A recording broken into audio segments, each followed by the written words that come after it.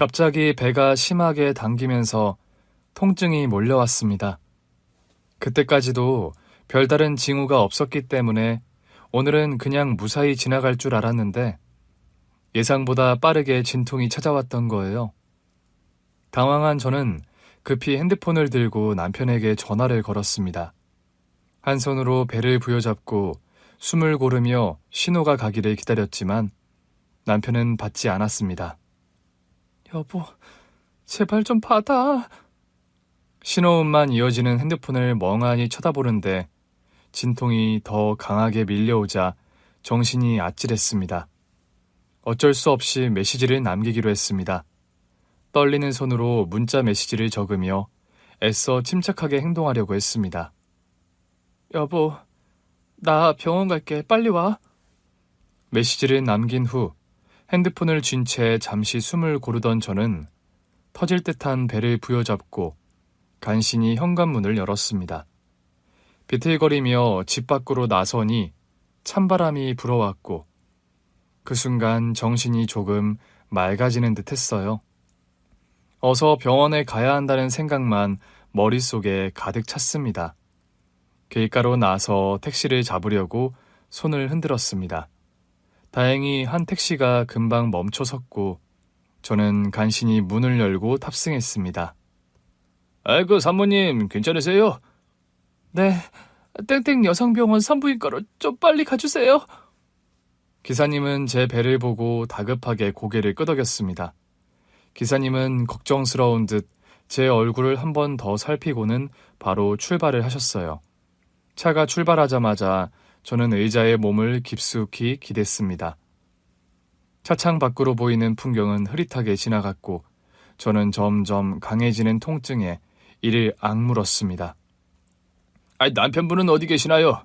지금 많이 힘들어 보이시는데. 아니요, 택배 일을 하고 있었어요.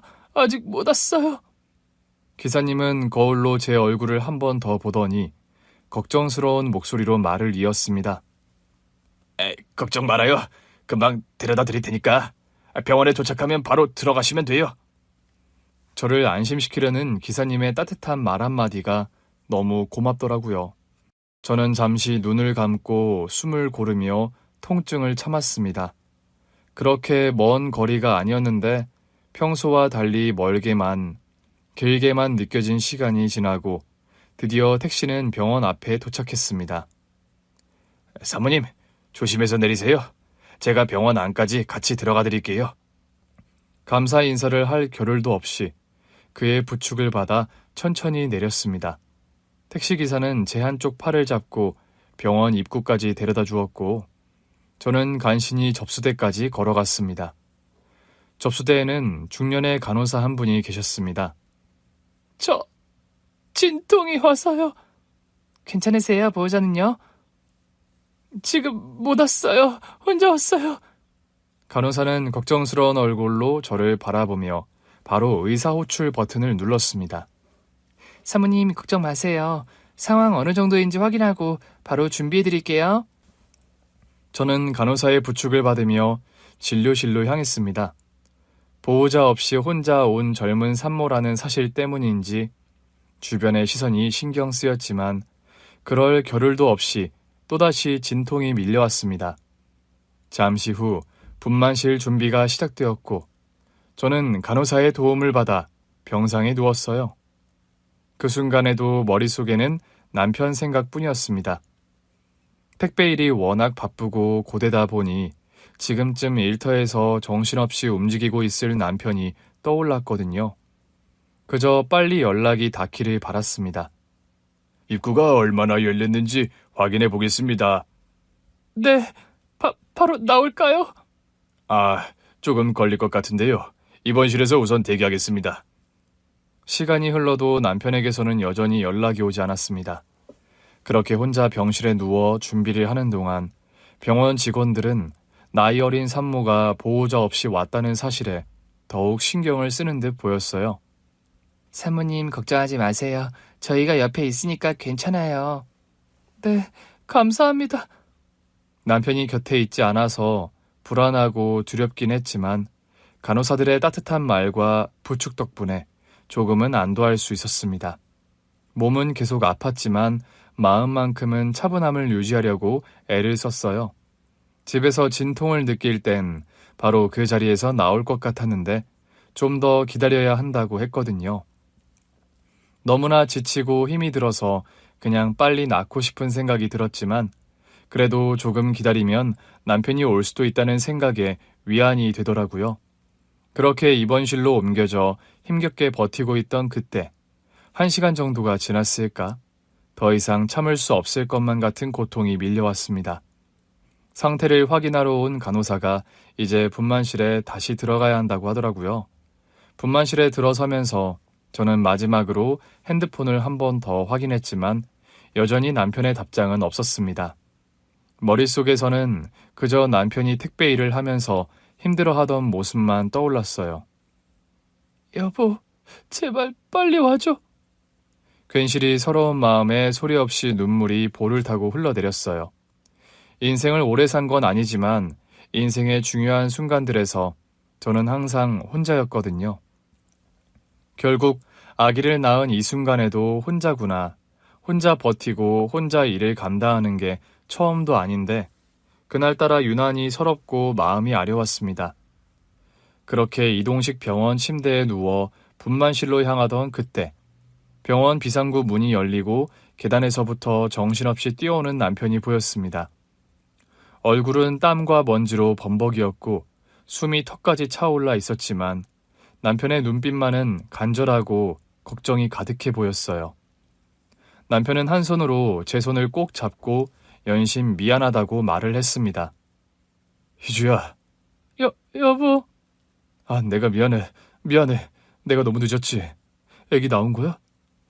이희주 산모님 지금 분만실로 가는 중입니다. 보호자분 분만실 앞에서 대기하실게요.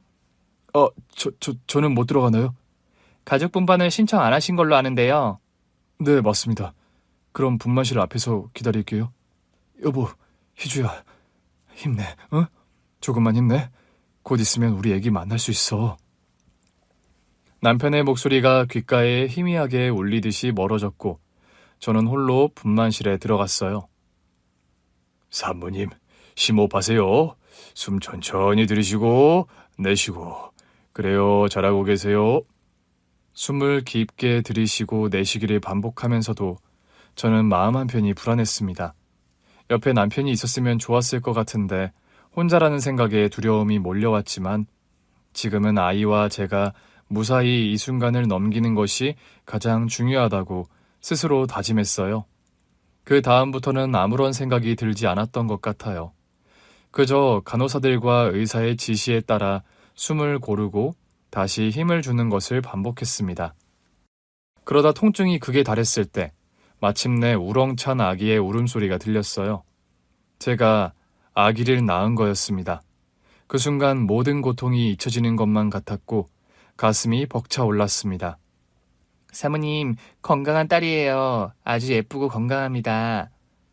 간호사 선생님들이 아기를 케어한 뒤 분만실을 나갔고 저는 후처리를 하고서 병실로 옮겨졌어요. 병실 안에서는 남편이 기다리고 있었습니다. 남편은 울먹이며 저를 바라보더니 제 손을 더욱 꽉 쥐었어요. 정말 고생했어, 여보. 고맙고 미안하고. 나도 고마워, 여보. 이제 우리 셋이다. 우리 셋이 가족이야. 그러네. 다행이다. 우리 딸 태어나기 전에 여보가 도착해서 다행이야. 여보, 병원까지는 어떻게 온 거야? 구급차 타고 왔어? 아니, 택시 탔어. 기사님이 너무 친절한 분이셔서 병원 안까지 데려다 주셨는데 감사하다는 인사도 못 드렸네. 정말 너무 감사하네. 나도 무서웠어, 여보. 혹시나 우리 아기 태어나기 전에 도착 못할까봐. 여보 혼자 낳는 걸까봐 너무 무서웠어. 만약 그랬음 어떻게 용서를 받겠어. 평생 잘못이지.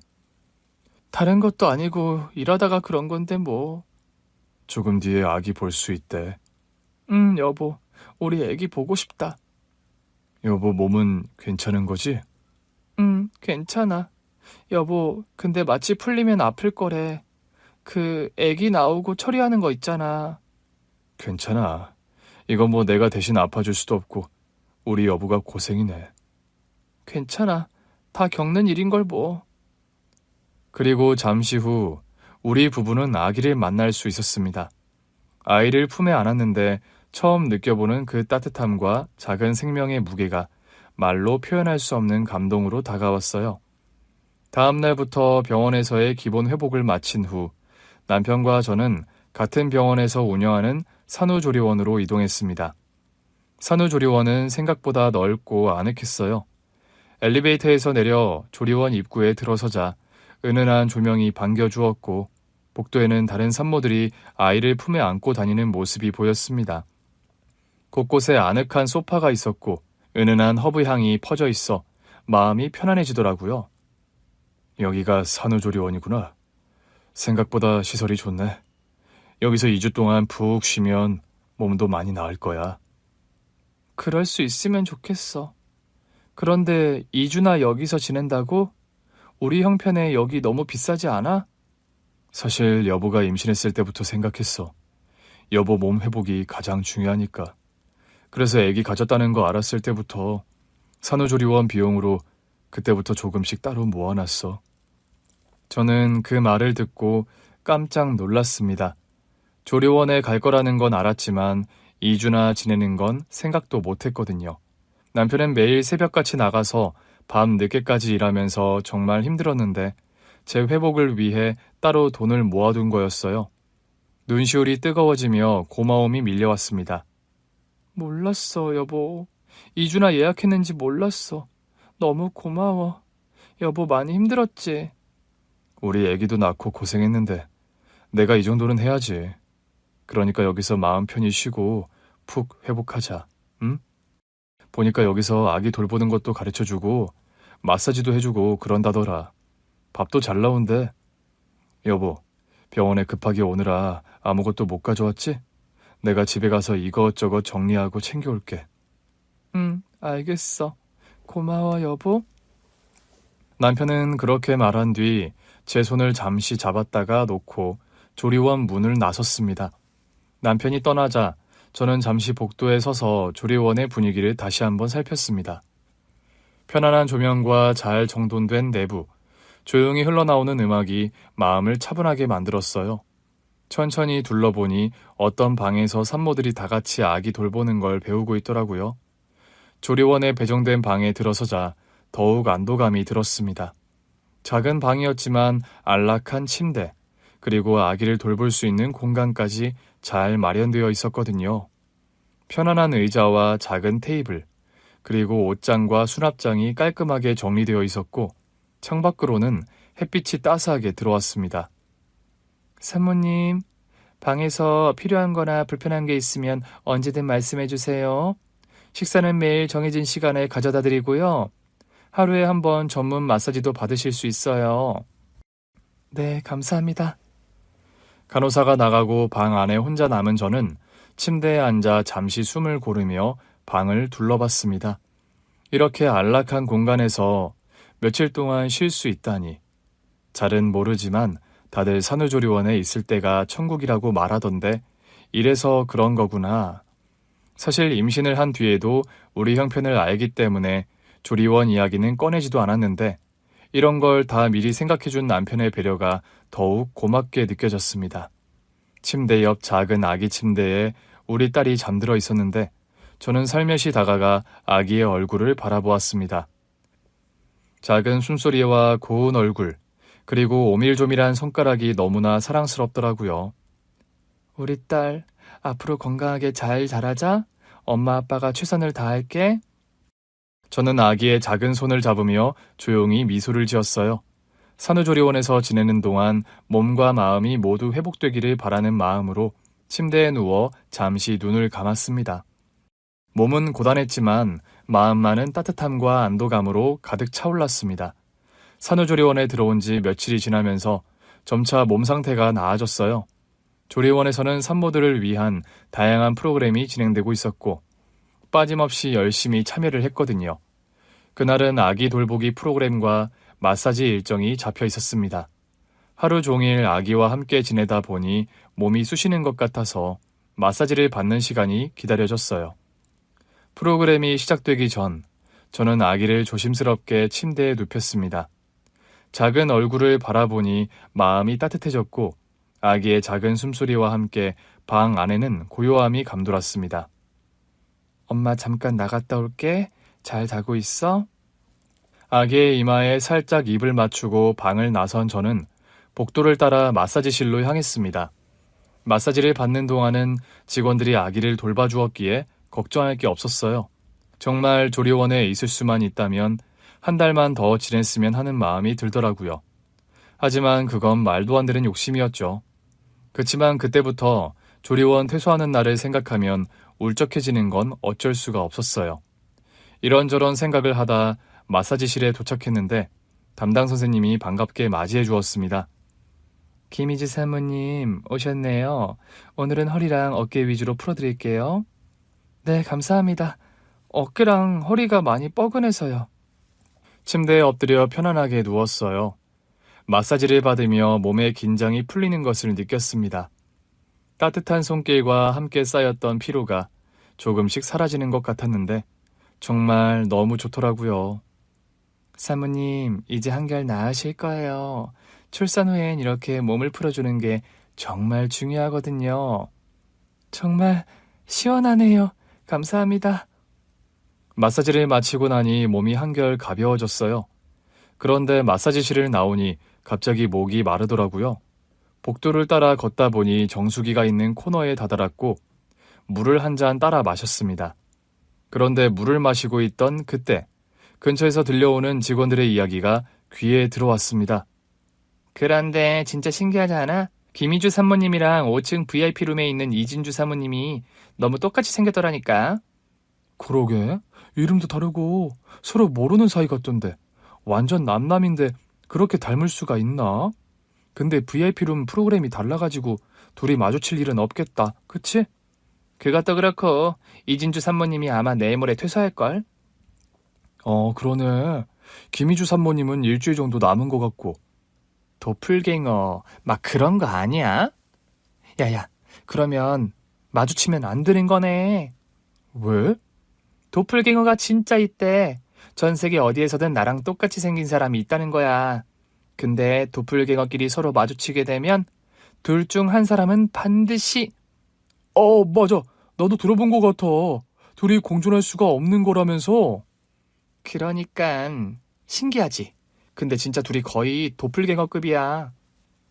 뒤돌아서 물을 마시고 있어서 직원들은 저를 못 본 것 같았어요. 하지만 그들의 대화는 저를 얼어붙게 만들었습니다. 심장이 갑자기 빠르게 뛰기 시작하더라고요. 나랑 똑같이 생긴 사람이라니. 도플갱어? 세상에 진짜 그런 게 있나? 말도 안 돼. 머릿속이 복잡해졌고 물잔을 쥔 손이 살짝 떨리기까지 했거든요.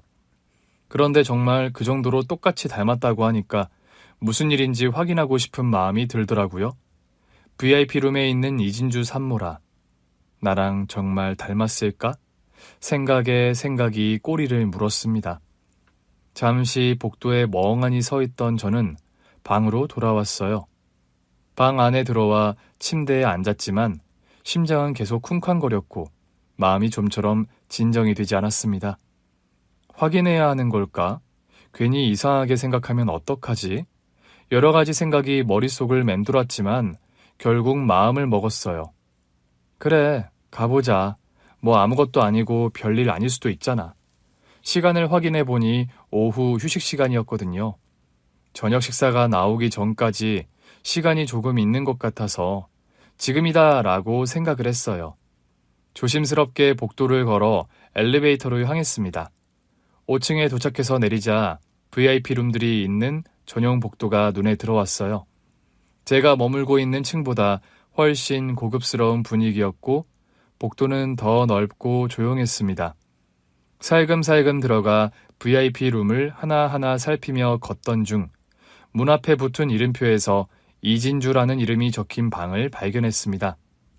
진짜 이진주라는 사람이 있네? 손이 떨리는 걸 느꼈지만 어떻게든 마음을 진정시키고 조심스럽게 노크를 했어요. 잠시 정적이 흘렀는데 곧이어 방 안에서 목소리가 들려왔습니다. 누구세요? 목소리를 듣는 순간 이상하게 익숙한 느낌이 들었습니다. 얼굴은 아직 못 봤지만 뭔가 목소리까지 비슷하고 익숙한 느낌이라고 할까요? 대답을 하지 않은 채 떨리는 손으로 문고리를 잡고 살며시 문을 열었고 문이 열리자마자 안에 있는 사람과 눈이 마주쳤습니다. 그리고 서로를 본 순간 우리는 동시에 굳어버렸습니다. 마치 거울을 보는 것처럼 너무 닮은 얼굴. 저는 그 자리에 얼어붙은 듯 서 있었고 이진주라는 사람 역시 놀라움에 말을 잇지 못했습니다. 이게 뭐지? 누구세요? 저는 김희주라고 하는데요. 서로를 똑바로 쳐다보며 아무 말도 하지 못한 채 몇 초가 흘렀습니다. 너무나 닮은 얼굴을 마주한 충격에 더 이상은 입술을 떼기가 어려웠고 나와는 너무나 다른 삶을 살고 있는 이진주라는 여자를 보자 어둡고 막막하기만 했던 어린 시절이 떠올랐습니다. 제가 기억하는 첫 기억은 고아원의 작은 현관문이었어요. 낡고 오래된 나무문, 그리고 그 옆에 놓여있던 깨진 화분 몇 개. 그 화분에는 무엇을 심어도 잘 자라지 않았고 아이들은 그곳을 지나며 종종 발로 찼습니다. 고아원은 마당이 넓고 아이들이 뛰어놀기에 좋은 공간이었지만 그곳에 있는 저는 늘 외로운 아이였어요. 가족이 없는 환경 속에서 함께 자라는 아이들 사이에 섞여 지냈지만 이상하게도 마음 한구석이 허전했습니다. 어린 마음에 부모님이라는 사람들이 누구인지 또 누군지도 모르는 사람들이 보고 싶다는 생각이 들 때면 창가에 앉아 멀리 산 너머를 바라보곤 했습니다. 하지만 나이가 들면서 그 기억도 점점 희미해졌고 나를 세상에 낳아준 사람들, 부모라는 사람들이 있었다는 것조차 실감이 나지 않았어요. 고아원 원장님과 선생님들이 친절하게 대해주셨지만 가끔 밤이 되면 가슴 한구석이 텅 빈 것처럼 느껴지곤 했습니다. 고아원에서는 하루하루가 똑같이 반복되는 일상이었어요. 아침에 일어나 씻고 아이들과 함께 식사를 하고 학교를 다녀온 뒤 돌아와서 숙제를 하거나 놀이터에서 놀았고 저녁이 되면 모두 함께 모여 밥을 먹은 뒤 잠자리에 들었거든요. 고아원에서 오래 함께 지낸 다른 아이들은 서로 친하게 지내며 장난도 치고 싸우기도 했지만 저는 그런 무리 속에 잘 끼지 못했습니다. 희주야, 오늘도 혼자 있네. 다른 아이들이랑 같이 놀지 그래. 그냥 혼자 있을래요. 원장님은 가끔 안쓰럽다는 듯 저를 바라보셨고 저는 그 시선을 피하곤 했어요. 제겐 이상하게도 다른 아이들과 어울리는 것이 쉬운 일이 아니었거든요. 친구가 없는 건 아니었지만 누구와도 깊은 관계를 맺지 못했습니다. 늘 제 주변에는 보이지 않는 벽이 있는 것 같았고 그 벽을 넘을 수 없었어요. 그러던 어느 날, 제 나이 10살이었을 때 늦여름에서 가을로 넘어가던 시기, 비가 내리던 흐린 오후였습니다. 고아원에 새로운 아이가 들어왔다는 소식을 들었어요. 새로운 아이가 온다는 건 고아원에서 큰일이었기 때문에 아이들은 모두 흥미롭게 그 소식을 들었거든요. 원장님이 복도 끝에서 한 아이의 손을 잡고 걸어오고 있었습니다. 그 아이는 저와 비슷한 나이로 보였는데 어딘가 소심하고 불안한 표정이었어요. 낯선 환경에 적응하지 못해 어깨를 잔뜩 움츠리고 있는 모습이 눈에 들어왔습니다. 얘들아, 오늘 새로운 친구가 왔단다. 영석이라고 해. 앞으로 우리랑 같이 지낼 거니까 다들 잘 대해줘야 해. 아이들은 호기심 가득한 눈으로 영석이를 바라보았습니다. 저도 창가에 앉아 그 모습을 지켜보았죠. 그 아이의 얼굴에는 낯선 곳에 대한 두려움이 가득 담겨 있었어요. 무리 속에서 조금 떨어져 서 있는 모습이 꼭 예전에 저를 보는 것 같았습니다. 그날 이후 영석이는 항상 혼자 있는 아이가 되었습니다. 다른 아이들이 다가가도 말수가 적고 조용했기 때문에 쉽게 친해지지는 못했거든요. 저는 그런 영석이를 보며 이상하게 마음이 쓰였습니다. 나도 저랬었지 하는 생각이 들었고 어쩌면 제가 그 아이에게 친구가 되어줄 수 있지 않을까 하는 마음이 들었어요. 어느 날 아이들이 모두 놀이터에서 놀고 있을 때 저는 용기를 내어 혼자 구석에 앉아있는 영석이에게 다가갔습니다. 안녕, 나 희주야. 같이 놀래? 난 괜찮아. 영석이는 고개를 숙인 채 조용히 대답했습니다. 낯을 가리고 소심한 성격이 그대로 드러났죠. 하지만 저는 쉽게 포기하지 않았습니다. 다음 날도 그 다음 날도 꾸준히 영석이에게 다가갔습니다. 처음에는 경계하던 영석이도 조금씩 마음을 열기 시작했고 우리는 자연스럽게 함께 시간을 보내게 되었습니다. 나도 처음 여기 왔을 때 많이 무서웠어. 아니, 사실 나는 되게 아기 때부터 여기 있었대. 아기 때는 그런 걸 몰랐으니깐. 근데 시간이 지나니까 갑자기 겁이라는 게 생기는 거야. 여긴 어디고 나는 왜 여기에 있지? 그런 생각이 막 들면서. 너도 그랬어? 응. 근데 시간이 지나니까 조금씩 괜찮아지더라. 그리고 이제는 원장님이랑 선생님들도 가족 같아졌어. 너도 곧 익숙해질 거야. 정말 그럴 수 있을까? 그럼 내가 도와줄게. 우리가 친구가 되면 더 빨리 익숙해질 거야. 그날 이후 우리는 친구가 되었습니다. 영석이는 저와 함께 다니며 점점 밝아졌고 고아원 생활에도 익숙해졌습니다. 시간이 지날수록 다른 아이들과도 잘 어울리게 되었고 전보다 더 활기찬 모습으로 변해갔어요. 원장님은 그런 영석이를 흐뭇하게 바라보며 제게 고마움을 표현하셨습니다. 희주야, 네가 영석이에게 친구가 되어줘서 참 고맙구나. 너희 둘이 잘 지내는 걸 보면 마음이 참 좋아. 제가 오히려 고마워요. 영석이가 있어서 덜 외로운 것 같아요. 나도 희주가 있어서 좋아. 혼자 있었으면 너무 무서웠을 거야. 그렇게 우리는 고아원의 특별한 친구가 되었습니다. 함께 공부하고 놀고 때로는 서로를 위해 힘이 되어주며 성장해 갔습니다. 외롭고 힘들었던 고아원 생활이 영석이와 함께한 덕분에 조금씩 밝아졌고 서로가 서로에게 가족 같은 존재가 되어갔습니다. 그리고 그 이후 시간은 정말 빨리 흘렀습니다. 어느덧 몇 년이 지나 영석이와 저는 중학생이 되었는데 그때부터 영석이는 눈에 띄게 변하기 시작했습니다. 처음 고아원에 왔을 때 소심하고 작은 체구였던 영석이는 점점 키가 크고 어깨가 넓어지면서 듬직한 모습으로 변해갔어요. 함께 자란 우리는 이제 단순한 친구 이상의 존재가 되어 서로에게 가족 같은 버팀목이었거든요. 하루는 놀이터에서 앉아있다가 영석이를 문득 바라본 적이 있었어요. 예전에는 제가 항상 먼저 다가가고 챙겨주던 그 아이가 어느새 저보다 더 듬직하게 자라 있었습니다. 너 키 왜 이렇게 많이 컸어? 나랑 별로 차이 안 나던 때가 엊그제 같은데. 몰라, 그냥 크더라. 내가 크니까 이제 네가 좀 작아 보인다? 뭐? 내가 작아 보인다니. 원래 내가 너보다 조금 컸잖아. 그랬지. 근데 이제는 내가 더 크니까 네가 누나 같지는 않아. 영석이는 장난스럽게 웃으며 제 머리를 툭툭 쳤고 저는 그런 모습이 어색하면서도 이상하게 설레는 기분이 들었습니다. 예전에는 단순히 친구 같고 남동생 같은 느낌이었는데 점점 그 이상으로 느껴지는 게 저도 당황스러웠거든요.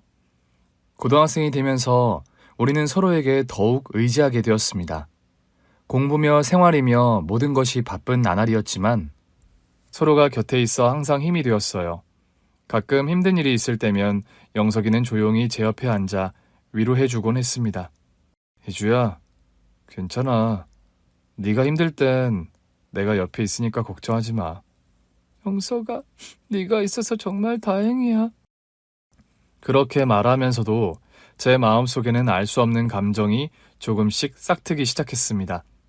단순히 친구이자 남매처럼 여기던 영석이가 점점 더 특별하게 느껴졌던 거예요. 물론 영석이도 저와 비슷한 마음이었던 것 같아요. 우리는 둘 다 그 마음을 명확하게 표현하지 않았지만 서로의 존재가 무엇보다 소중하다는 걸 알고 있었습니다. 고등학교를 졸업하고 우리는 중요한 결정을 내리게 되었습니다. 나라에서 지원하는 자립지원금을 받을 나이가 되었고 이제 고아원을 떠나 새로운 삶을 시작해야 했거든요. 고아원 원장님은 우리에게 많은 조언을 해주셨습니다. 이제 너희도 성인이 되어서 세상으로 나가게 되는구나. 세상은 고아원과 다르게 쉽지 않을 거야. 하지만 너희가 함께라면 잘 해낼 수 있을 거야. 서로 의지하고 힘이 되어주렴. 네, 원장님. 정말 감사했습니다. 원장님 덕분에 여기까지 올 수 있었어요. 저도 감사드립니다. 저희 열심히 살겠습니다. 그렇게 고아원을 떠난 날, 우리는 짐을 싸서 고아원 문 앞에 섰습니다. 그 문을 나서는 순간 저는 묘한 기분이 들었습니다. 설렘과 두려움이 동시에 밀려왔고, 이제 정말 새로운 삶이 시작된다는 실감이 났습니다. 우리 이제 어디로 갈까? 내가 미리 알아본 방이 있어. 그쪽으로 가보자. 영석이가 알아본 곳은 방 하나에 작은 거실이 딸린 월세방이었습니다. 허름하지만 둘이 함께 살기에는 충분해 보였어요. 방에 들어서자마자 저는 주위를 둘러보며 웃었습니다. 여기가 우리 집이 되는 거네? 우리 둘만의 집. 이제 진짜 시작이야. 우리는 각자 자립지원금 500만 원을 받아서 고아원을 나왔는데 그 돈으로 보증금과 월세를 내고 필요한 가구와 살림살이를 마련했습니다. 처음에는 무엇을 사야 할지 몰라 헤맸지만 함께 고르고 꾸미는 재미가 쏠쏠했어요. 이 컵 괜찮지 않아? 우리 이런 걸로 커피 마시면 좋을 것 같아. 그래, 그거 사자. 그리고 이쪽에 작은 테이블도 하나 놓이면 좋겠다. 그렇게 서툴지만 행복한 동거 생활이 시작되었습니다. 아침에 함께 일어나고 저녁에는 함께 밥을 먹으며 하루하루가 지나갔습니다. 서로가 가장 가까운 친구이자 가족이었기에 모든 것이 자연스러웠어요. 그렇게 함께 지내던 어느 날, 우리는 큰 결심을 하게 되었습니다. 영석아, 우리 혼인신고 할까? 정말? 너 그거 진지하게 말하는 거야? 응, 우리 이렇게 살면서 서로 의지하고 있는데 그냥 같이 사는 것보다 부부로 사는 게 더 맞는 것 같아. 영석은 잠시 제 말을 듣더니 진지한 표정으로 고개를 끄덕였습니다. 나도 같은 생각이야. 우리 혼인신고하자. 그렇게 우리는 21살에 혼인신고를 하고 공식적으로 부부가 되었습니다. 결혼식 같은 건 하지 않았지만 둘만의 방식으로 소박하게 시작한 결혼 생활이었어요. 혼인신고를 하고 부부가 된 우리는 그날부터 새로운 삶을 시작했습니다. 여전히 많은 것이 서툴고 부족했지만 서로가 있다는 것만으로도 충분했어요. 그 당시 남편이 된 영석이는 택배 일을 시작하고 있었고 저는 근처 공장에서 일을 다녔거든요. 월세며 생활비며 빠듯했지만 같이 살아가는 공간이 있다는 것만으로도 행복했습니다. 아침마다 일찍 일어나 밥을 챙기고 각자의 일을 나가는 일상이 반복됐습니다. 새벽같이 나가는 남편은 항상 피곤한 얼굴이었지만 그래도 미소를 잃지 않았어요. 혜주야, 오늘도 내가 먼저 나갈게. 다녀올게. 오늘도 조심히 다녀와. 너무 무리하지 말고. 알았어. 근데 나보다 네가 더 걱정이야. 공장 일 힘들지? 나야 뭐 할만해. 여보가 더 힘들지. 남편이 출근하고 나면 저는 잠시 집안을 정리한 뒤 공장으로 나갔습니다. 공장은 걸어서 20분 거리에 있는 작은 전자부품 제조 공장이었어요. 처음에는 단순 작업이라 할만했지만 시간이 지날수록 반복되는 일에 피로가 쌓였습니다. 하루는 퇴근하고 돌아왔을 때였어요. 몸이 지쳐 소파에 털썩 주저앉았는데 그 모습을 본 남편이 다가와 제 손을 잡았습니다. 힘들어 보이네. 괜찮아? 그냥 조금 피곤한 것 같아. 그래도 할만해. 하지 마. 나 혼자 벌어도 돼. 너 너무 무리하는 것 같아. 안 돼. 우리 같이 벌어야 살 수 있잖아. 나도 도와야지. 그렇게 우리는 각자의 자리에서 최선을 다하며 하루하루를 버텼습니다. 그러던 어느 날 갑작스러운 어지럼증과 메스꺼움이 저를 덮쳤습니다. 처음에는 단순한 피로라고 생각했지만 며칠이 지나도 증상이 나아지지 않았거든요. 이상한 느낌이 들어 병원을 찾았고 의사의 진단을 듣고 깜짝 놀랐습니다. 임신이요? 네, 축하드립니다. 지금 6주차로 보입니다. 산모가 조금 무리하신 것 같으니 당분간은 쉬시는 게 좋겠습니다. 병원을 나서며 마음이 복잡했습니다. 기쁨과 함께 걱정이 밀려왔습니다. 우리 아기가 생겼구나. 그런데 계속 일을 해도 될까? 이런저런 생각을 하며 집으로 돌아갔습니다. 그날 저녁, 늦은 저녁을 먹은 뒤 설거지를 마쳤는데 남편이 피곤한 얼굴로 소파에 앉아 있었어요. 나 할 말 있어. 뭔데? 무슨 일이야? 저는 잠시 망설이다가 조심스럽게 입을 열었습니다. 나 임신했대. 이제 우리 아기가 생겼어. 그 말을 들은 남편은 눈을 동그랗게 뜨더니 한동안 말을 잇지 못했습니다. 그러다가 이내 환한 미소를 지으며 제 손을 꼭 잡았습니다. 진짜? 우리 아기야? 와, 정말 고맙다. 고마워, 희주야. 나도 너무 기뻐. 그런데 이제 어떻게 해야 할까? 나 계속 일할 수 있을까? 무슨 소리야. 너 일 그만둬. 너랑 아기가 제일 중요하잖아. 내가 더 열심히 하면 돼. 걱정하지 마. 그 이후 저는 공장 일을 그만두고 집에서 지내기 시작했습니다. 처음에는 일을 쉬는 게 어색했지만 남편이 열심히 일하는 모습을 보며 마음을 다잡았습니다.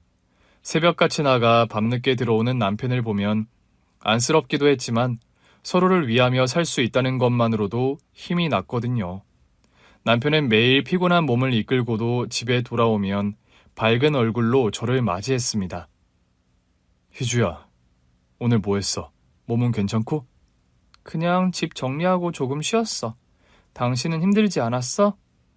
나야 뭐 늘 똑같지. 그래도 우리 아기 생각하면 힘이 나. 그렇게 서로를 격려하며 우리는 새로운 삶을 준비해 나갔습니다. 저는 집안일을 하면서 태어날 아기를 맞이할 준비를 했고 남편은 더욱 부지런히 일하며 생활비를 감당했어요. 시간이 흐르면서 배가 점점 불러왔고 그에 따라 저는 더 많은 것을 준비해야 했습니다. 하루는 남편이 퇴근하고 돌아왔을 때였어요. 남편은 땀에 젖은 채로 들어왔고 저는 물 한 잔을 건네며 남편을 맞이했습니다. 오늘도 수고했어. 여보, 덕분에 나랑 아기 잘 지내고 있어. 내가 고맙지. 너랑 아기 둘 다 건강하기만 하면 돼. 우리는 서로를 위하며 하루하루를 버텨나갔습니다. 힘든 순간도 많았지만 곧 태어날 아기를 생각하며 버틸 수 있었던 것 같아요. 그렇게 고아원 나와 21살에 결혼한 우리 부부. 남편은 택배난 공장 다니면서 결혼 1년 후 아기를 낳고 산후조리원에 들어갔더니 김희주 산모님은 5층 VIP룸 이진주 사모님이랑 너무 똑같다. 그 말에 미친 듯 5층에 올라가 VIP룸을 연 순간 인생이 바뀌었습니다. 문을 열고 마주한 순간 우리는 서로를 말없이 바라보았습니다. 눈앞에 있는 여자, 이진주 산모라는 여자는 저와 너무 닮은 모습이었어요. 똑같은 얼굴을 본 것 같은 기묘한 기분에 저는 말문이 막혔습니다. 긴 침묵이 흐르고 어색함이 감돌았습니다. 그러다 침묵을 먼저 깬 건 이진주라는 여자였습니다. 그 여자는 떨리는 목소리로 저에게 질문을 던졌습니다. 혹시 부모님이나 언니 가족 있으세요? 예상치 못한 질문에 순간적으로 머릿속이 하얘졌습니다. 저를 왜 이렇게까지 닮은 사람이 가족에 대해 묻는 상황이 낯설고 혼란스러웠거든요. 하지만 숨기고 싶지는 않았기에 솔직히 대답했습니다. 가족은 없습니다. 결혼을 했으니 남편이 있고 얼마 전 아기를 낳았어요. 원래 가족은 없어요. 어릴 때부터 고아원에서 자라서요. 아주 어릴 때 고아원에 맡겨졌어요. 제 대답을 들은 그 여자의 눈이 커지더니 이내 눈가가 촉촉해졌습니다. 잠시 후 그 여자가 갑자기 저를 덥석 끌어안았습니다. 예상치 못한 행동에 저는 당황했지만 이진주 씨의 떨리는 손과 숨결에서 진심이 느껴졌습니다. 잠깐만요. 왜 그러시는 거예요? 미안해요. 제가 너무 놀라서요. 그런데 혹시 모르겠지만 어쩌면 그쪽이 제 동생일 수도 있을 것 같아서요. 그 여자의 목소리는 떨리고 있었습니다. 무슨 말을 해야 할지 몰라 얼어붙어 있는 제게 이진주 씨가 다시 진지한 얼굴로 말을 이어갔습니다. 어릴 때 우리 가족에게 잃어버린 동생이 있었어요. 2살 때 실종된 여동생인데 저는 4살 때라 그 잃어버린 상황은 잘 기억은 못하지만 자라면서 부모님이 항상 말씀하셨거든요. 동생을 꼭 찾아야 한다고요. 실종된 동생이요? 네, 엄마랑 아빠가 늘 말씀하셨거든요. 기차에서 동생을 잃어버렸다고요.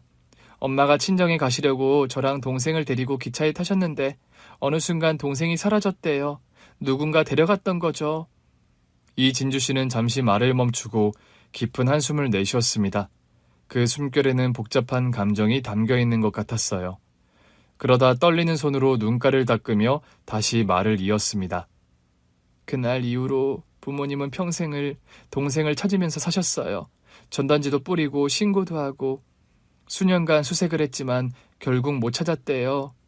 그런데 오늘 당신을 봤을 때 저도 모르게 확신이 들었어요. 얼굴을 보는 순간 그냥 느낌이 들었어요. 잃어버린 내 동생일지도 모른다고요. 언니일지도 모른다는 그 여자의 말을 듣는 내내 저는 한마디도 하지 못했습니다. 머릿속이 복잡했고 심장이 두근거리며 빠르게 뛰기 시작했어요. 믿기 어려운 이야기였지만 이상하게도 그 여자의 진심이 느껴졌거든요. 하지만 동시에 혼란스러웠습니다. 고아원에서 자라면서 단 한 번도 가족에 대해 생각해 본 적이 없던 제게 이런 이야기는 너무 갑작스러웠습니다. 그런데 저는 정말 어릴 때부터 고아원에 있었어요. 왜 고아원에 가게 된 건지도 모르고요. 그건 나도 알 수가 없어요. 우리 가족 전부 많이 생각해봤지만 왜 도대체 누가 왜 내 동생을 데려간 건지, 왜 우리한테 이런 일이 생긴 건지 너무 힘들었거든요. 그냥 제 생각으로는 수색 범위가 넓어지고 하니까 처벌이 두려워서 고아원에 두고 간 게 아닐까요? 정말 무책임한 행동이죠. 아마 뭔가 잘못되었고 돌려주고 싶다고 생각했지만 어떻게 해야 할지 몰랐던 게 아닐까요? 하지만 우리 모두에게 너무 큰 상처를 줬던 거예요. 그 여자의 추측을 들으니 조금씩 이해가 되는 것 같았어요. 정확한 건 모르지만 그럴 수도 있다고요. 하지만 여전히 믿기 어려웠고 이 상황이 현실이 맞는지조차 혼란스러웠습니다. 그런데도 마음 한편에서는 묘한 감정이 피어올랐어요. 그동안 잊고 지내왔던 가족이라는 단어가 낯설면서도 따뜻하게 느껴졌거든요. 정말 제가 동생일 수 있을까요? 네, 저는 확신해요. 얼굴도 너무 닮았고 어쩌면 이건 운명일지도 몰라요. 저희 부모님도 희주 씨를 보면 바로 아실 거예요. 그런데 저한테는 너무 갑작스러워서요. 제 삶에서 가족이 있다는 생각은 한 번도 해본 적이 없거든요. 그럴 수밖에 없죠. 고아원에서 자랐다면 당연히 그랬을 거예요. 그런데 확인할 방법이 있어요. 물론 나는 지금도 너무 확신하지만 희주 씨가 못 믿겠다고 하면 유전자 검사를 받아보는 게 어때요?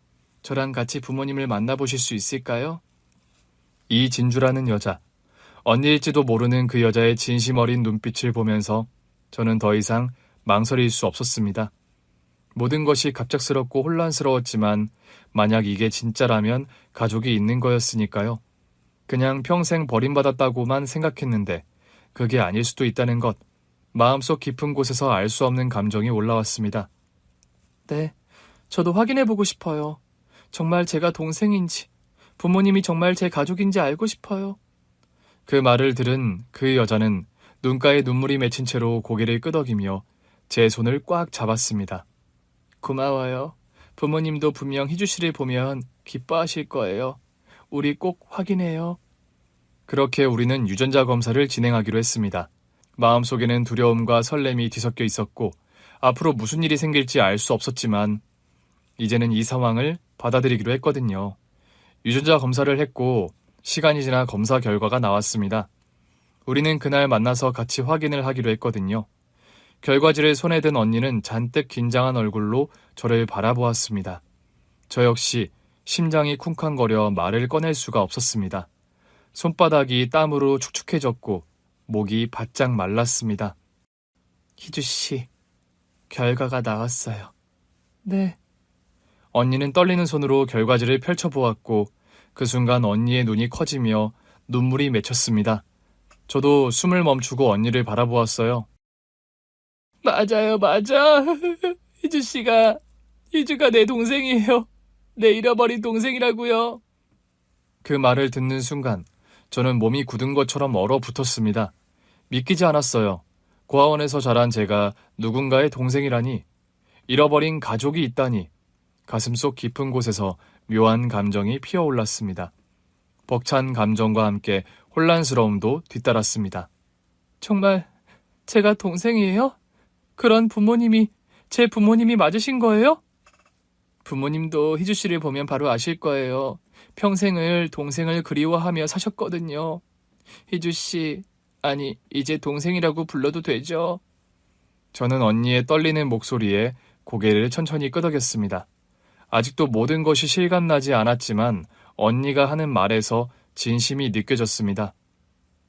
저도 확인하고 싶어요. 부모님을 뵙고 싶어요.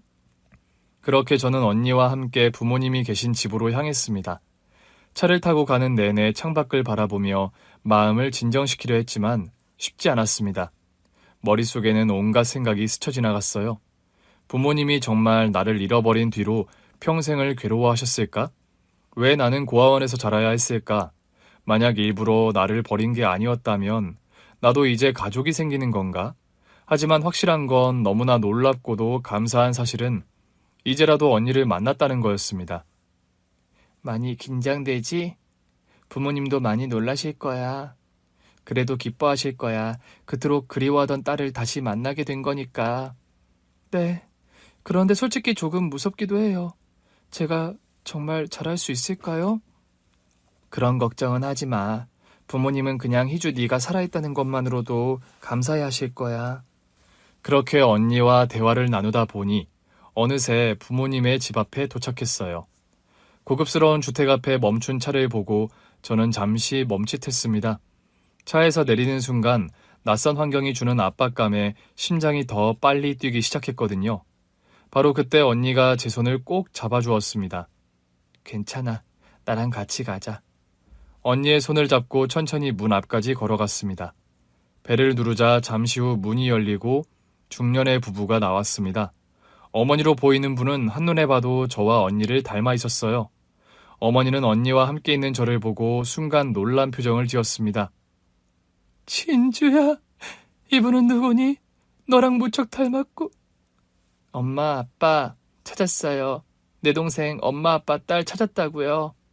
그 말을 들은 어머니는 손으로 입을 가리며 그대로 멈춰 섰습니다. 눈동자가 크게 흔들렸고 얼굴에는 놀람과 감격이 뒤섞인 표정이 역력했어요. 정말 네가 진이니? 진이요? 엄마, 그건 옛날 이름이고 희주라는 이름으로 살았대요. 희주, 그렇구나. 세상에 어떻게 이런 일이. 저는 고아원에서 자랐어요. 그런데 이렇게 오랜 세월이 흘러서 언니가 저를 찾아줬어요. 우리가 다시 만나게 되었어요. 그 순간 어머니는 한 걸음에 다가와 저를 꽉 끌어안았습니다. 어머니의 품에 안긴 저는 순간 몸이 굳었지만 그 품에서 평생 느껴보지 못했던 따뜻함을 느꼈습니다. 그리고 그동안에 쌓였던 모든 감정이 한꺼번에 밀려왔어요. 진이야, 미안하다. 정말 미안해. 엄마가 널 잃어버려서 미안하다. 너무 미안해. 어머니의 떨리는 목소리와 눈물이 제 어깨를 적셨습니다. 그제야 모든 것이 믿어졌고 눈가가 뜨거워졌습니다. 아니에요. 저도 너무 갑작스러워서 혼란스러웠지만 이제 이해할 수 있을 것 같아요. 그러니까 엄마 아빠가 날 일부러 버린 게 아니라는 거, 나를 찾아 헤매고 날 그리워하는 가족이 있었다는 거잖아요. 그때 아버지가 다가와 떨리는 손으로 제 얼굴을 바라보며 눈물을 흘리셨습니다. 정말 고생 많았겠다. 아빠가 널 지켜주지 못해서 정말 미안하다. 이제 다시는 혼자 두지 않을게. 그렇게 우리는 가족이라는 이름으로 다시 만났습니다. 그동안 고아원에서 자라며 느꼈던 외로움과 상처가 조금씩 치유되는 기분이 들었습니다. 부모님은 제가 고아원에서 자랐던 이야기를 들으며 계속 미안해하셨고 저는 일부러 저를 버린 것이 아니라는 것을 알고 눈물을 흘렸습니다. 괜찮아요. 부모님이 저를 일부러 버린 게 아니라는 걸 알았으니까요.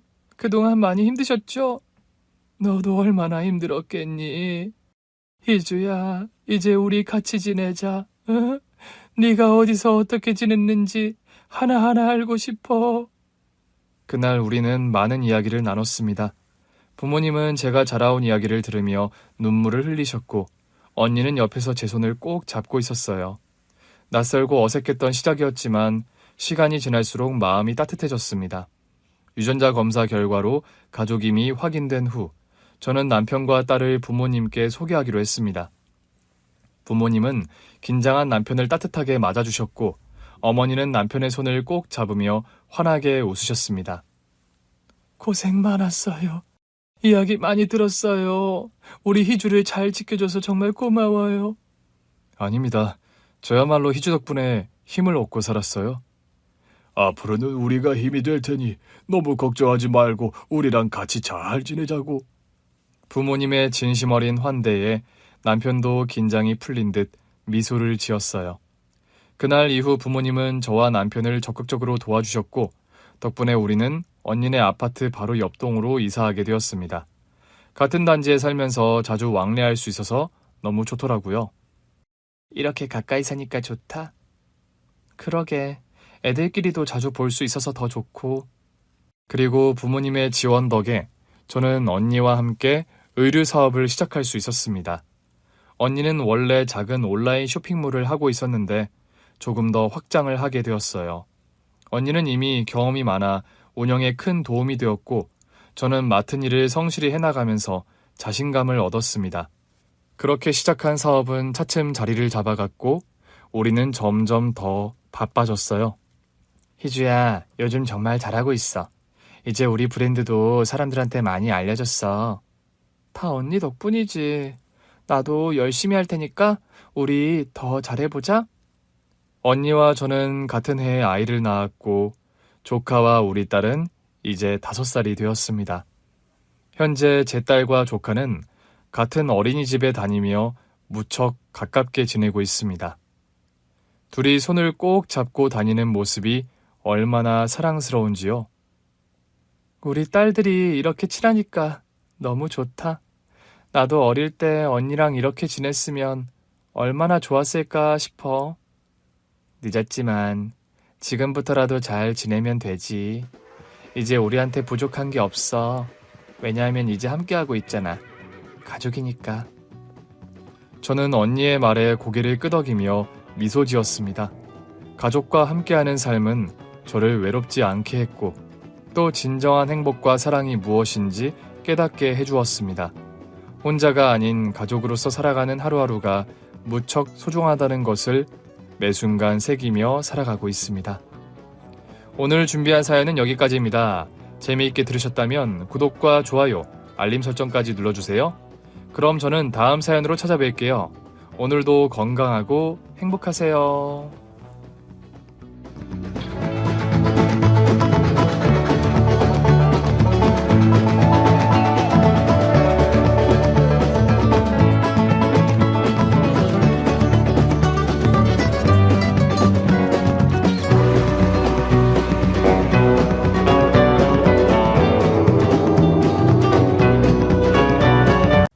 저는 50대 여성이고 40여 년 전 북한을 탈북한 세터민입니다. 북한을 떠난 뒤 중국에서 몇 년 동안이나 도피 생활을 하다가 가까스로 남한에 들어왔는데 그 과정에서 저는 부모님 두 분을 모두 여의고 말았습니다. 저희 친아버지는 중국에서 도피 생활을 하던 도중에 병에 걸려 돌아가셨고 친어머니는 남한으로 오는 과정에서 명을 달리하셨어요. 부모님 두 분을 모두 잃고 남한으로 건너왔을 때 저의 나이는 고작 14살, 천의 고아나 마찬가지 상태로 남한 땅에 던져진 저였습니다. 처음에 저는 고아원에 맡겨져서 생활을 하다가 그곳 신부님의 소개로 한 가정에 입양을 가게 되었습니다. 양부모님 되실 분들이 북한에 부모님이 계신 실향민들이다 보니 너에 대해 남다른 연민을 느끼시는 것 같구나. 그럼 제가 그 댁에 입양이 되는 건가요, 신부님? 그렇단다. 성부와 성자와 성령의 이름으로 진선이 너에게 하느님의 가호가 있기를 바란다. 저는 그래도 아주 운이 좋은 케이스였습니다. 세터민, 거기다 고아였던 제가 남한 땅에서 이만큼이라도 적응하고 살게 된 건 좋은 양부모님을 만나 가정의 울타리 안으로 들어갔기에 가능한 일일 겁니다.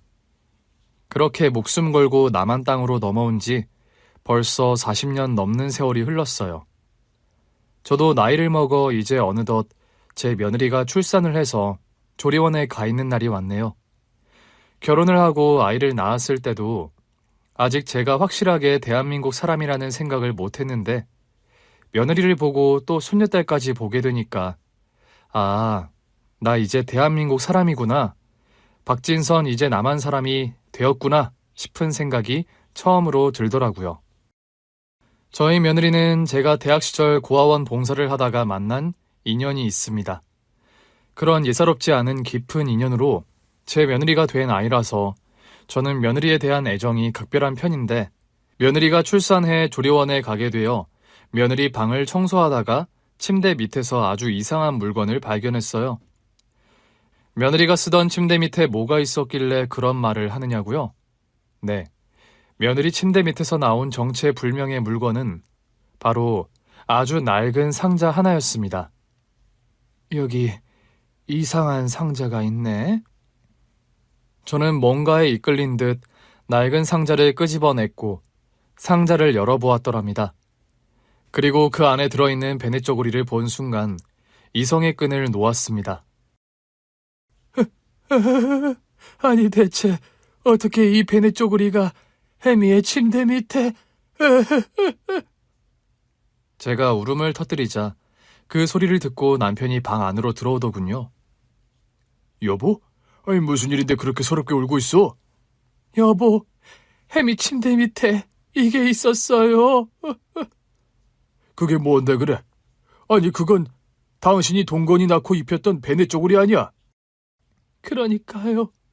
동건이 베네 쪼그리랑 똑같은 게 해미 침대 밑에서 나왔어요.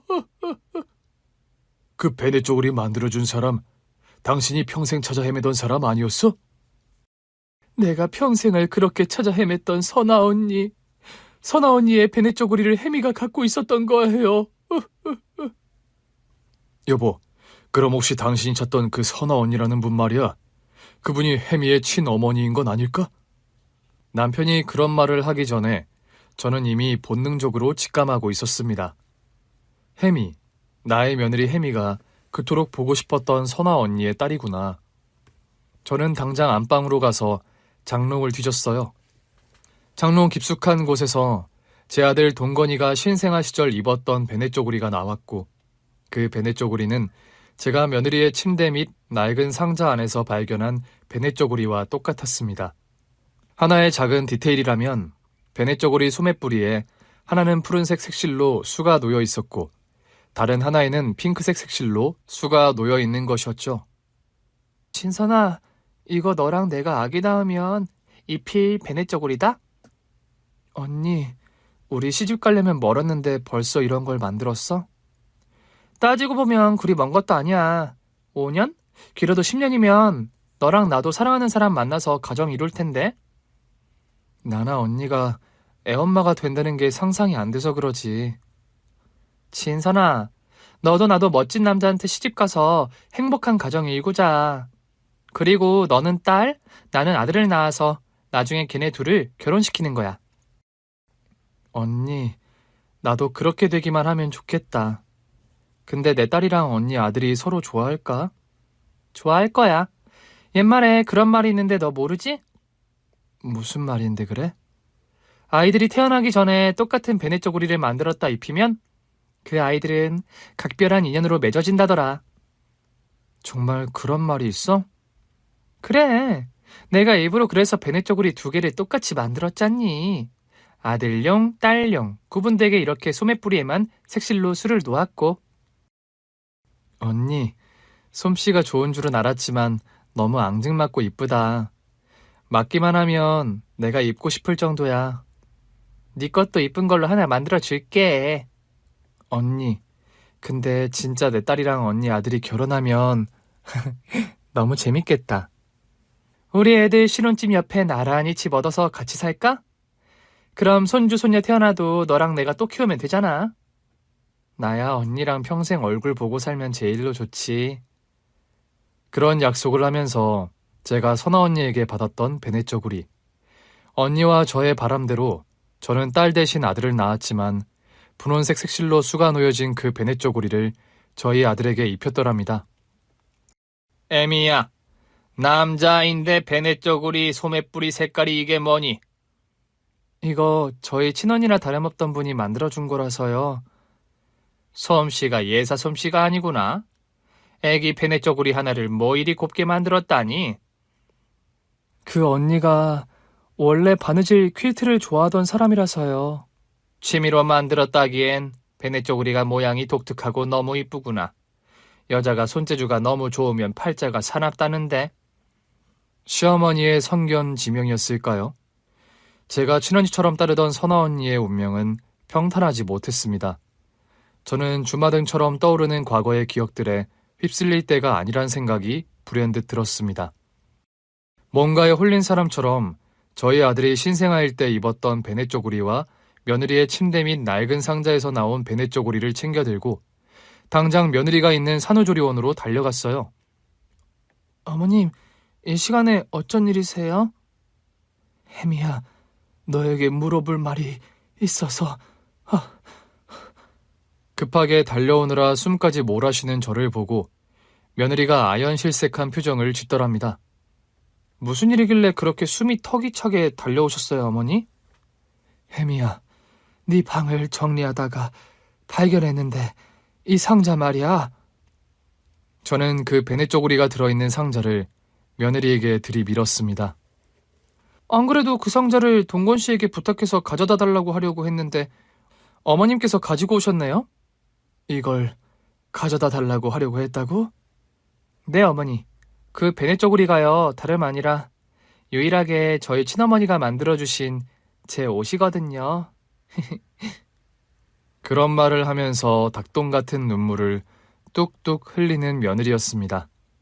그 말을 듣는 순간 더 큰 충격과 놀람을 느낀 것은 저였지요. 뭐라고? 이 베네쪼구리가 그럼 너희 친어머니가 만들어주신 거라는 거야? 네, 어머니. 저희 친엄마는 저를 낳다가 돌아가셨는데 이 베네쪼구리는 돌아가시기 전에 만들어두신 거라고 들었어요. 제가 태어나면 입히겠다고요.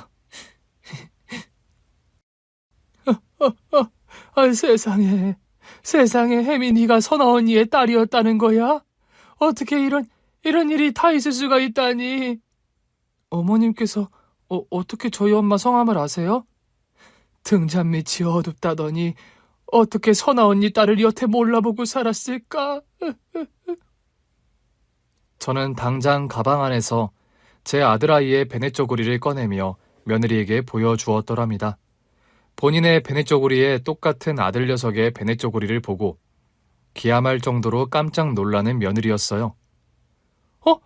어떻게 제 것과 똑같은 베네쪼구리를 가지고 계신 거예요, 어머니? 이게 네 남편인 동건이가 어려서 입었던 베네쪼구리란다. 이건 저희 엄마가 손수 바느질을 해서 만든 베네쪼구리라서 세상에 하나밖에 없는 건 줄 알았는데 어떻게 똑같은 게 있을 수가 있단 말이에요? 이해할 수 없다는 표정으로 저를 뚫어지게 쳐다보는 며느리였습니다. 혜미야, 이제 너에게 네 엄마와 나의 옛날 이야기를 해주어야 할 것 같구나. 저희 엄마를 어머니께서 아신단 말씀이세요? 그래, 너를 낳아준 너희 친엄마 선아 언니, 홍선아 언니를 내가 어찌 모르겠니? 저희 엄마 성까지 어머니께서 어떻게, 저희 엄마를 대체 어떻게 아신다는 거세요, 어머니? 혜미 너를 처음 봤을 때 어쩐지 낯이 익고 설명할 수 없는 이유로 네가 마냥 좋더니만 그게 다 이유가 있는 거였어. 가만 보니 넌 체형도 눈빛도 선아 언니를 빼다 박았는데 난 왜 여태 네가 그토록 찾아 헤매던 선아 언니의 딸인 걸 몰랐는지. 저는 바보처럼 혜미를 알아보지 못한 지난날의 제 과오가 너무나 원망스러울 따름이었습니다. 며느리의 친엄마, 선아 언니라는 사람과 대체 어떤 사연이 있길래 이런 말을 하느냐고요? 며느리인 혜미를 낳은 선아 언니와 저는 비록 피는 한 방울 섞이지 않았지만 친자매와 같은 사이였습니다. 과거에 제가 북한에서 탈북을 한 이력이 있다는 말씀을 드렸었죠. 탈북하는 과정에서 고아가 되었던 저는 남한에 도착한 뒤 우여곡절 끝에 한 가정에 입양이 되었더랍니다. 양부모님은 북한의 부모님과 가족이 있는 실향민이었고 그런 이유 때문인지 혼자가 된 저를 딸로 입양을 하셨어요. 진선아, 앞으로는 나와 내 남편이 네 부모님 역할을 해줄 거다. 우리가 모자란 점이 있겠지만 너도 우리를 엄마 아빠로 생각하고 편히 지냈으면 좋겠다. 양 부모님께서는 두 분 다 공무원이셨고 결혼한 지 오래되었지만 슬아의 자식이 없었습니다. 직급이 높은 공무원이라 출장도 잦고 일로 바빠 주말을 제외하고는 집에 거의 안 계시는 날이 많은 분들이었죠. 저는 양부모님께 입양이 되긴 했지만 집에서 혼자 지내는 시간들이 무척 많았습니다. 진선아, 이번 주엔 엄마 아빠가 동시에 출장이라 혼자 있어야 하는데 괜찮겠니? 괜찮습니다. 제가 어린애도 아닌걸요. 미안하다. 진선이 네가 아직 나만의 적응도 잘 안 됐는데 시간을 많이 보내주지 못해서. 아니에요. 엄마도 아빠도 바쁘신 분들인 거 아니, 저도 잘 아는걸요. 북한 말씨 억지로 고치려 들지 말고 편한 대로 해. 아닙니다. 적응하려면 말투부터 빨리 고쳐야 해요. 저는 의식적으로 노력을 하는데도 불쑥불쑥 튀어나오곤 하는 북한 억양이나 말투 때문에 스트레스를 받곤 했습니다. 저는 나이가 14살이었지만 몇 년 동안이나 제대로 학교를 못 다닌 탓에 중학교 대신 4살이나 어린 초등학생들과 한 학교를 다니고 있었어요. 저 언니는 말투가 진짜 이상하다. 맨날 말끝마다 내래 이런다. 북한에서 도망와서 그렇대. 우리 엄마가 저런 빨갱이랑은 절대로 놀지 말라 그랬어. 빨갱이가 뭔데? 넌 뉴스도 안 보냐? 북한에 보면 사람들 맨날 먹을 거 없어서 굶어 죽고 김정일한테 충성하고 그러잖아. 그런 사람들을 빨갱이라고 하는 거야. 맞아. 북한은 나만 오려는 사람들 막 잡아가서 일 시키고 그런다는데 진선 누나도 그렇게 되는 거 아니야? 그러니까 저 누나랑 놀면 안 된다고 그랬다니까 우리 엄마가. 학교에서 제가 놀림받는 내용들이 대충 이랬습니다. 안 그래도 나이 터울이 어린 동생들이었는데 그 애들은 나를 대놓고 북한에서 온 탈북민이라고 놀리고 뒤에서 험담을 하기 일쑤였죠. 진선 언니는 우리보다 나이도 많은데 왜 우리랑 같이 학교를 다녀요? 나는 사정상 몇 년 학교를 못 다녀서 그래.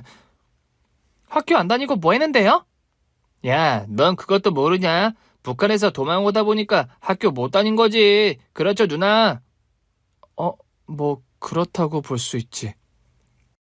우리 언니는 진선 언니랑 동갑인데 이제 벌써 중학교 2학년인데 우리 언니는 내가 산수 풀다 물어보면 다 알던데 언니는 나보다도 산수를 못 푸네요? 크크크. 나이가 서너 살이나 어린 초등학생들에게 그런 놀림을 받으며 다니는 학교가 재미있을 리 없었죠. 거기다 제가 학교를 다니는 반의 담임 선생님 또한 세터민에 대한 편견이 심한 분이었습니다. 걔나 소나 다 이북에서 못 살겠다고 남한으로 넘어오면 어쩌자는 걸까? 참 대책 없는 지들이야. 참, 자선생 방에 탈북 학생이 한 명 있지. 박진선이라고 그랬나? 그래, 올해 재수가 없으려니 꼭 그런 애가 우리 반에 들어와서 골치를 썩이네. 그 애가 골치를 썩여? 보면 그냥 조용하게 학교 다니는 것 같던데. 애들한테 알게 모르게 안 좋은 영향을 줄 것 같아서 내가 얼마나 매사 조심스러운데. 그래? 하긴 그렇겠다.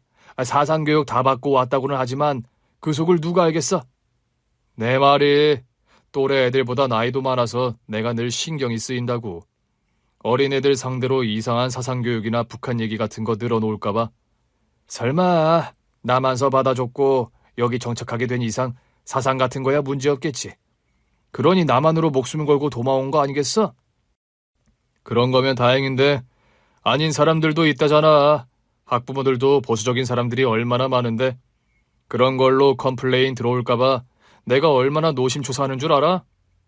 하긴 그런 애들 반에 한 명 있으면 나 같아도 살얼음판이겠다. 차 선생이 고생이 많네. 저는 우연히 교사 화장실 앞을 지나다가 선생님들끼리 나누는 대화를 듣고는 충격을 받았더랍니다. 학교에서는 반 친구들과 섞여 지낼 수 없었고 선생님마저 그런 편견을 가지고 저를 보는 통에 저는 극도로 소외감과 외로움을 느낄 수밖에 없었어요. 그런 무거운 마음으로 집에 오면 집은 텅 비어있기 일쑤였습니다. 저는 그날도 혼자 집에 우두커니 있다가 답답한 마음에 동네 골목에 나와 할 일 없이 앉아 있었습니다. 혼자서 멍하니 하늘을 쳐다보는데 돌아가신 엄마 아빠 얼굴이 떠올랐고 저도 모르게 눈물이 왈칵 쏟아지더군요. 너 옆집에 사는 애 아니니? 소리가 나는 쪽을 깜짝 놀라 쳐다봤는데 예쁘장하게 생긴 언니 한 명이 저를 다정한 표정으로 보고 있더군요. 내를 아십니까? 지나가다 오다 몇 번 널 봤어. 이사 온 것 같지는 않은데 이댁 사모님 부부와 함께 사는 거니?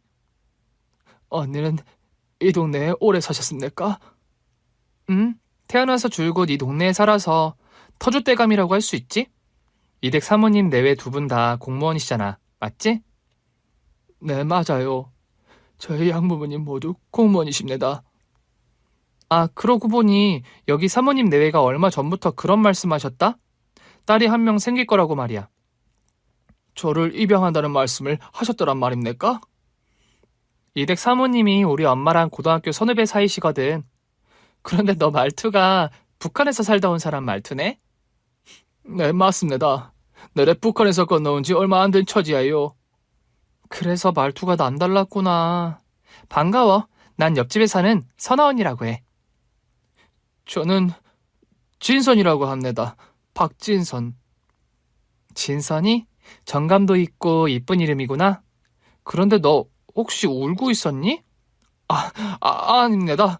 하늘을 그냥 한번 쳐다봤는데 눈이 너무 부셔서리. 그래? 네 말 맞다나 오늘 하늘빛이 유달리 시릴 정도로 푸르구나. 구름 한 점 없이 말이야.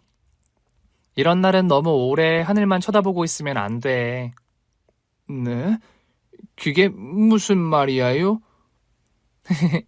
구름 한 점 없이 퍼런 하늘을 너무 오래 쳐다보면 너처럼 괜시리 눈물만 난다는 말이다. 아, 네. 사모님 내외분은 또 출장 가셨니? 네, 두 분이 워낙에 많이 바쁘십니다. 저녁은 먹었어? 아니요, 이제 들어가서 저도 그만 저녁 먹어야겠어요. 혼자 저녁 먹을 거면 우리 집에 가서 같이 먹을래?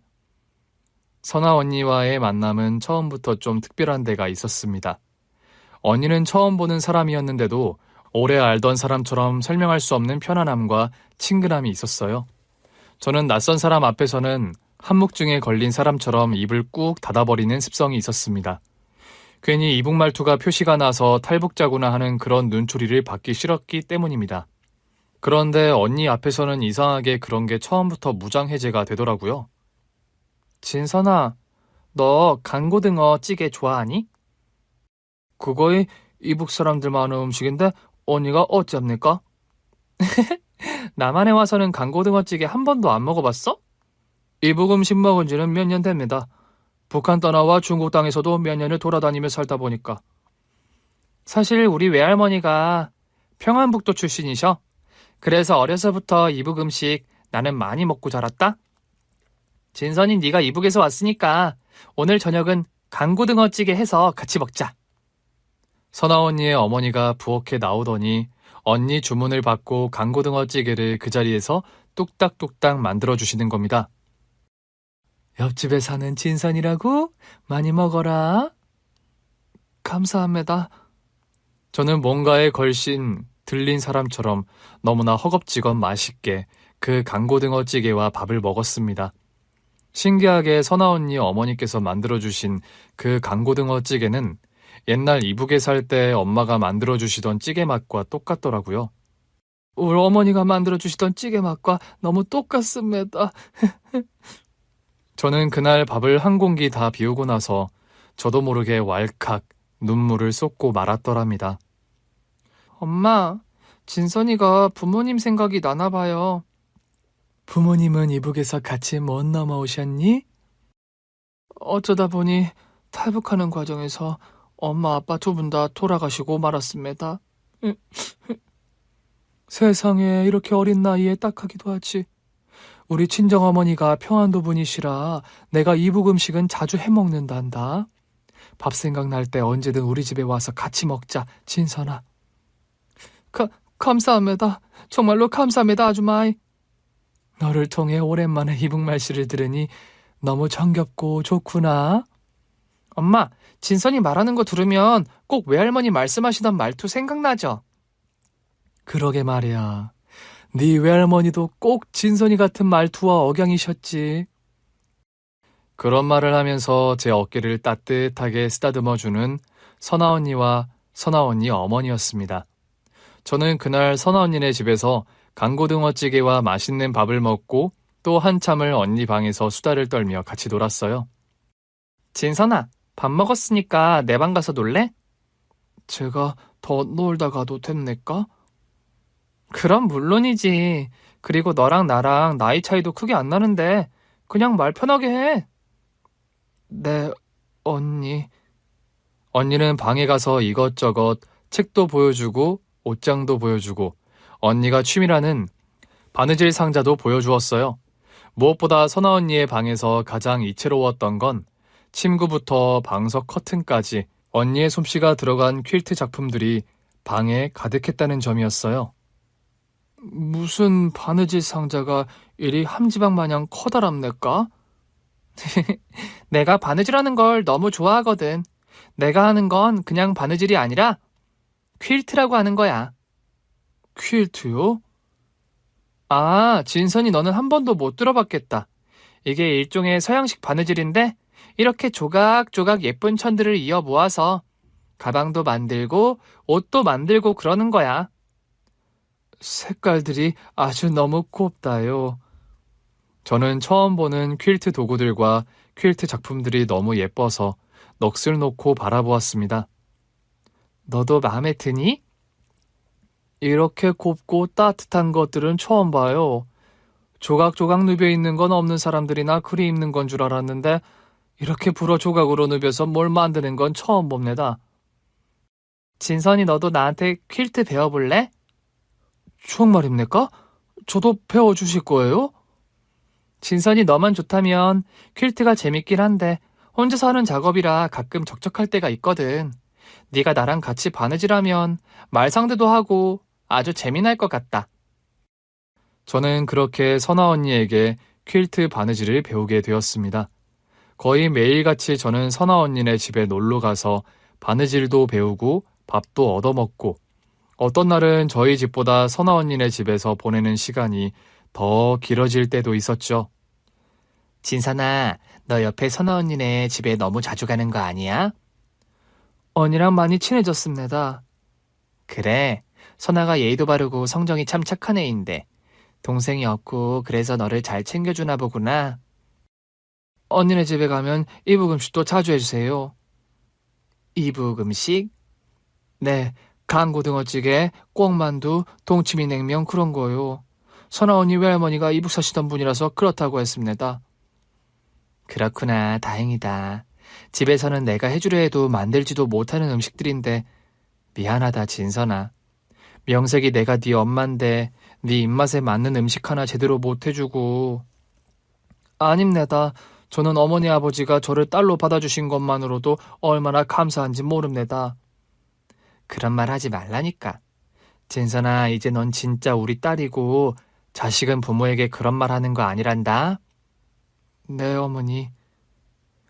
저희 양부모님은 저에게 자잘하고 따뜻한 정을 주지는 못하셨지만 언제나 저를 딸로 인정한다는 믿음은 주시는 분들이었습니다.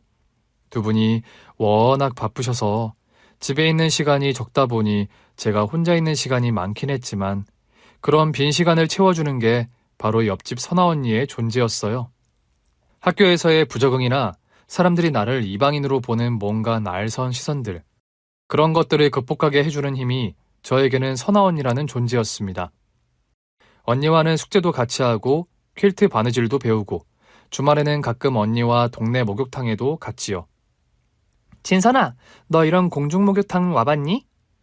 내래 사람들이 이렇게 많은 목욕탕은 언니하고 처음이야. 그래? 그럼 나랑 일요일마다 목욕탕 다닐래? 원래 일요일은 목욕탕에 와서 때를 빡빡 밀어줘야 하는 날이거든. 때를 민다고? 그게 뭐인데? 봐라, 이게 떼수건이야. 뜨거운 탕에 한참 들어가서 몸을 푹 불린 다음 나와서 이 떼수건으로 밀면 이렇게 때가 밀려 나온다? 아파 언니. 근데 진짜로 신기하다. 그지? 밀 때는 좀 아픈데 다 밀고 나면 얼마나 시원한지 모른다? 언니는 마치 엄마처럼 제 등을 손수 한참이나 밀어주곤 했습니다. 제가 다 밀고 나면 언니의 등을 또 제가 밀어주었죠. 둘이 자매지? 얼굴이 똑 닮은 게 자매네. 우리 둘이요? 그래, 자매가 얼굴도 많이 닮았는데 어찌 그리 사이가 좋아? 서로 등 밀어주고 하는 모습이 다정하고 참 보기가 좋네. 어디 가면 다정하고 닮은 모습의 자매라는 소리를 자주 듣는 저와 선아 언니였어요. 목욕 다 했으니까 우리 야쿠르트 사 마시자. 야쿠르트가 뭐야, 언니? 아직 야쿠르트 너 안 마셔봤어? 이거 엄청 시원하고 달콤해. 목욕 끝나고 나서는 꼭 이걸 먹어줘야 하는 거야. 주말 목욕 후에 시원하고 달콤한 야쿠르트 맛. 그걸 처음 알게 해준 것도 선아 언니 덕분이었죠. 저는 그렇게 언니를 통해서 남한 땅에 조금씩 적응하고 자연스레 젖어 들어가게 되었습니다. 언니와 매일같이 콩이야 파치야 수다를 떨다 보니까 이북말씨도 어느 날부터인가 자연스럽게 교정이 되기 시작했어요. 진선이 너 요즘은 말하는 거 들어보면 완전히 서울 사람이 다 됐구나. 저요? 그냥 의식적으로 많이 노력해서 그런 것 같아요. 무엇보다 옆집 선아 언니랑 맨날 얘기하다 보니까 말을 더 빨리 배우게 되는 것 같아요. 우리 진선이가 많이 외롭고 적응 힘들어 하더니 정말 다행이다. 옆집 선아가 너무 고맙네. 양어머니께서는 외롭고 적응 못하던 저를 언니처럼 살갑게 대해주는 선아 언니가 고맙다며 언니의 생일이나 성탄절 같을 때는 용돈을 주시기도 하면서 고마운 마음을 표시하곤 하셨습니다. 선아 언니 덕분에 저 나름 하루하루가 즐거운 일상을 보내던 어느 날이었어요. 학교에서 수업을 마치고 돌아오는 하교길에 저는 길바닥에 쓰러지고 말았습니다. 병원 응급실에서 눈을 떴을 땐 부모님과 선아 언니가 걱정스러운 얼굴로 저를 쳐다보고 있더군요. 이게 대체 어떻게 된 일이에요? 진선아, 네가 선천적으로 신장이 많이 안 좋다는구나. 신장에 병이 있다고요? 그래, 당장 이식 수술을 받지 않으면 안 된다는데 큰일이야. 사실 돌아가신 저희 아버지도 신장이 많이 좋질 않으셨습니다. 내가 아빠를 닮아 그런가 걱정을 하고 있는데 우리가 네 친부모가 아니라서 너에게 기증적합자가 아니라는데 걱정이 크구나. 이식수술 신청을 해뒀고 기증자를 기다려봐야지. 뭐 별수가 있겠어? 엄마 아빠가 무거운 얼굴로 그런 말씀을 하시는데 대뜸 그런 말을 하는 선아 언니였어요. 아줌마 아저씨, 제가 한번 기증자 적합 검사를 해보는 게 어떨까요? 아니 선아 네가 검사를 받겠다고? 다행히 저는 법적으로 신장 기증을 해줄 수 있는 나이더라고요. 선아야, 너랑 진선이가 아무리 친하다 하더라도 그건 좀 더 심사숙고해야 할 문제다. 그래, 네 마음은 너무 고맙고 가상하다만 너희 부모님께서 아마 허락하지 않으실 거야. 부모님은 제가 설득시키면 돼요, 아줌마. 그리고 진선이가 이식 수술을 당장 받지 않으면 목숨이 위험하다는데 어떻게 가만히 두고만 보고 있겠어요? 그런 말을 하면서 닭똥 같은 눈물을 뚝뚝 흘리는 선아 언니였습니다. 언니, 말도 안 되는 소리 하지 마. 신장 떼어주는 게 무슨 머리칼 하나 떼어내는 게 아니야. 언니가 준다고 해도 난 받을 수 없으니 그런 말은 이제 하지 마. 진선아, 너는 나에게 친동생이나 마찬가지인 아이야. 네가 우리 옆집에 살고 나서 내가 사는 게 얼마나 재미있고 행복해졌는데 너 없는 내 인생은 안고 없는 찐빵, 소 없는 만두나 마찬가지야. 선아 언니, 난 언니 그 마음만으로도 이미 내 병이 다 나은 것 같아. 제 손을 꼭 잡더니 선아 언니는 일단 적합 검사부터 받아보자. 결과만 잘 나오면 내가 진선이 너 꼭 살려줄 거야. 두고 봐. 언니는 부모님을 겨우 설득하더니 결국 기증자 적합검사를 받았습니다. 그런데 결과는 놀랍게도 수술이 가능하다는 결과가 나왔어요. 저는 그렇게 선아 언니에게 신장 이식 수술을 받고 가까스로 목숨을 건질 수 있었습니다. 환자분 나이가 어리긴 했지만 콩팥 수치가 너무 바닥이라 당장 이식 수술을 받지 않았더라면 목숨을 건지기 힘들었을 겁니다. 선생님, 저희 아이들 모두 수술은 잘 끝난 건가요? 다행히 두 사람 다 컨디션이 양호하고 좋습니다. 이대로 회복만 잘하면 일상생활 해나가는 데에 아무런 지장이 없을 거예요. 저는 선아 언니 덕분에 건강을 회복할 수 있었던 겁니다. 우리 진선이가 피부치가 하나도 없어서 선아가 아니었다면 정말 큰일 났을 거야. 고맙다, 선아야. 언니, 정말 고마워. 피가 섞인 친언니였더라도 결심하기 어려운 일인데 나를 위해서 언니가 신장까지 떼어주다니. 진선이 네가 없는 인생은 내가 재미없어서 싫다고 했잖아. 우리 앞으로도 평생 자매처럼 잘 지내자, 진선아. 언니, 그건 내가 언니한테 할 소리야. 언니가 아무리 나 싫다고 해도 나는 이제 평생 선아 언니만 졸졸 쫓아다닐 거야. 언니 너무 고마워. 언니 덕분에 겨우 살아난 저는 언니를 부둥켜 안고 한참을 오열했더랍니다. 그 후로 언니와 저의 사이는 더욱 각별해졌습니다. 진선아, 우리 나중에 각자 시집가도 한 동네 살면서 지금처럼 지내자. 언니가 미국에 시집가도 난 언니 따라갈 거야. 정말? 난 늘 너 같은 여동생이 있었으면 했는데 자기 전에 매일 기도하고 잤더니 진선이 너 같은 동생이 하늘에서 뚝 떨어졌나 봐. 언니, 우리 시집가서 애엄마 돼도 진짜 지금처럼 지낼 수 있을까? 그럼 못할 건 뭐니? 우리 시집가서 나는 아들, 너는 딸 하나 낳아서 걔네들 결혼시키자. 언니도 참, 애들 결혼이 우리 마음대로 되는 일이야? 예전에 퀼트 선생님이 해주신 말이 있는데 베네 쪼구리를 같은 걸 만들어서 태어난 애들에게 입히면 그 애들은 아주 각별한 인연으로 얽힌다더라. 진짜? 그런 말이 있어? 그래, 말 나온 김에 우리 애들 나중에 입힐 베네 쪼구리 내가 만들어놔야겠다. 똑같은 2개 만들어서 너 하나, 나 하나 가지고 있다가 우리 첫 아이 낳으면 그걸 입히자, 응? 그래, 언니. 그러자.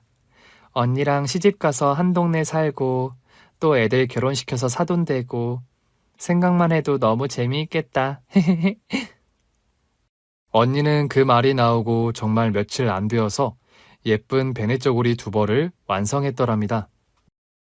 진선아, 나는 아들 낳을 거니까 파란 소매뿌리 베네 쪼구리, 너는 딸을 낳고 싶어 하니까 분홍색 소매뿌리 베네 쪼구리다. 뚝딱뚝딱 빨리도 만들었네. 너무 예쁘다, 베네 쪼구리가. 이렇게 특별하고 예쁜 베네 쪼구리는 처음 봐. 너와 나의 첫 아이들이 입을 베네 쪼구리인데 내가 당연히 심혈을 기울여 만들었지. 이거 절대 잃어버리지 말고 잘 간직해야 해. 당연하지, 언니. 이런 귀한 걸 미쳤다고 잃어버려? 우리 꼭 지금처럼 가까이서 자매처럼 재미나게 지내자, 진선아. 언니. 난 죽을 때까지 귀찮게 언니 옆에 붙어 있을 거야. 그런 약속을 했던 선아 언니와 저였습니다. 그런데요, 언니와 저의 약속은 지켜지지 못한 약속이 되어버리고 말았어요. 언니는 22살이 되던 해 여름, 한 남자와 결혼식을 올리게 되었습니다. 집에서 정혼 비슷하게 혼처를 정해둔 곳이었는데 처음 맞선 자리에 나갔다 온 언니가 연애를 시작하더니 반년이 채 되지 않아 결혼식을 올리게 된 거였죠. 언니, 결혼 축하해. 이렇게 빨리 시집 가려는 거는 아닌데 뭔가 섭섭하다. 섭섭할 거 뭐 있어. 형부가 좋은 사람이니 언니 행복하게 해줄 거야. 우리 신혼집 멀지 않으니까 자꾸 놀러 와야 해? 언니가 오지 말라고 해도 나 맨날 놀러 갈 건데? 언니는 신접 살림을 원래 살던 동네와 멀지 않은 곳에 차렸고 검정고시를 준비하던 저도 공부하는 틈틈이 언니네 집에 놀러 다니면서 예전과 다름없이 행복한 일상을 보내던 어느 날이었습니다. 저는 밤늦게 혼자 방에서 공부를 하고 있었는데 누군가 창문으로 돌을 던지는 거였어요. 누구세요? 창문을 열어봤을 때 저는 너무 깜짝 놀라고 말았습니다. 선아 언니가 커다란 짐가방을 싸들고 저희 집 앞에 서 있었던 겁니다. 저는 당장 언니에게 달려나가서 물었죠. 언니, 이 한밤중에 어쩐 일이야? 이 짐가방들은 다 뭐고? 사정이 너무 급해서 그냥 가려다가 너한테 인사를 안 하고 떠나려니까 발걸음이 안 떨어져서 너 보러 왔어. 뭐라고? 언니 어디 떠나는 사람처럼 말을 해? 진선아, 언니 떠나. 아주 멀리. 그렇게 돼버렸어. 선아 언니 그게 갑자기 무슨 말이야? 한밤중에 어딜 간다는 거야? 네 형부 사업이 하루아침에 파산하게 돼버렸어. 사기꾼한테 속아서 빚까지 대신 다 뒤집어 쓰고. 뭐? 언니 부모님은 이 상황 알고 계시는 거야? 엄마한테는 대충 말씀드렸어. 지금 여길 안 떠나면 억울하게 지지도 않는 빚까지 그 사람이 다 감당하게 생겨서 급하게 떠나게 됐어. 그럼 형부만 가면 되지 왜 언니까지 이 한밤중에 도망을 가? 진선아, 내일이면 우리 집까지 빚쟁이들이 들이닥칠 거야. 그 사람이랑 내가 부부인 거 다 아는데 나라고 무사하겠니? 그럼 언니 대체 어디로 간다는 건데, 어? 그걸 지금 너에게 말해줄 수가 없어. 그냥 아주 멀리 떠난다는 말밖에는. 언니, 그냥 우리 집에 숨어 있으면 안 돼? 그 사람들 우리 집은 모를 거 아니야. 내가 언니 꽁꽁 숨겨줄게. 가지 마.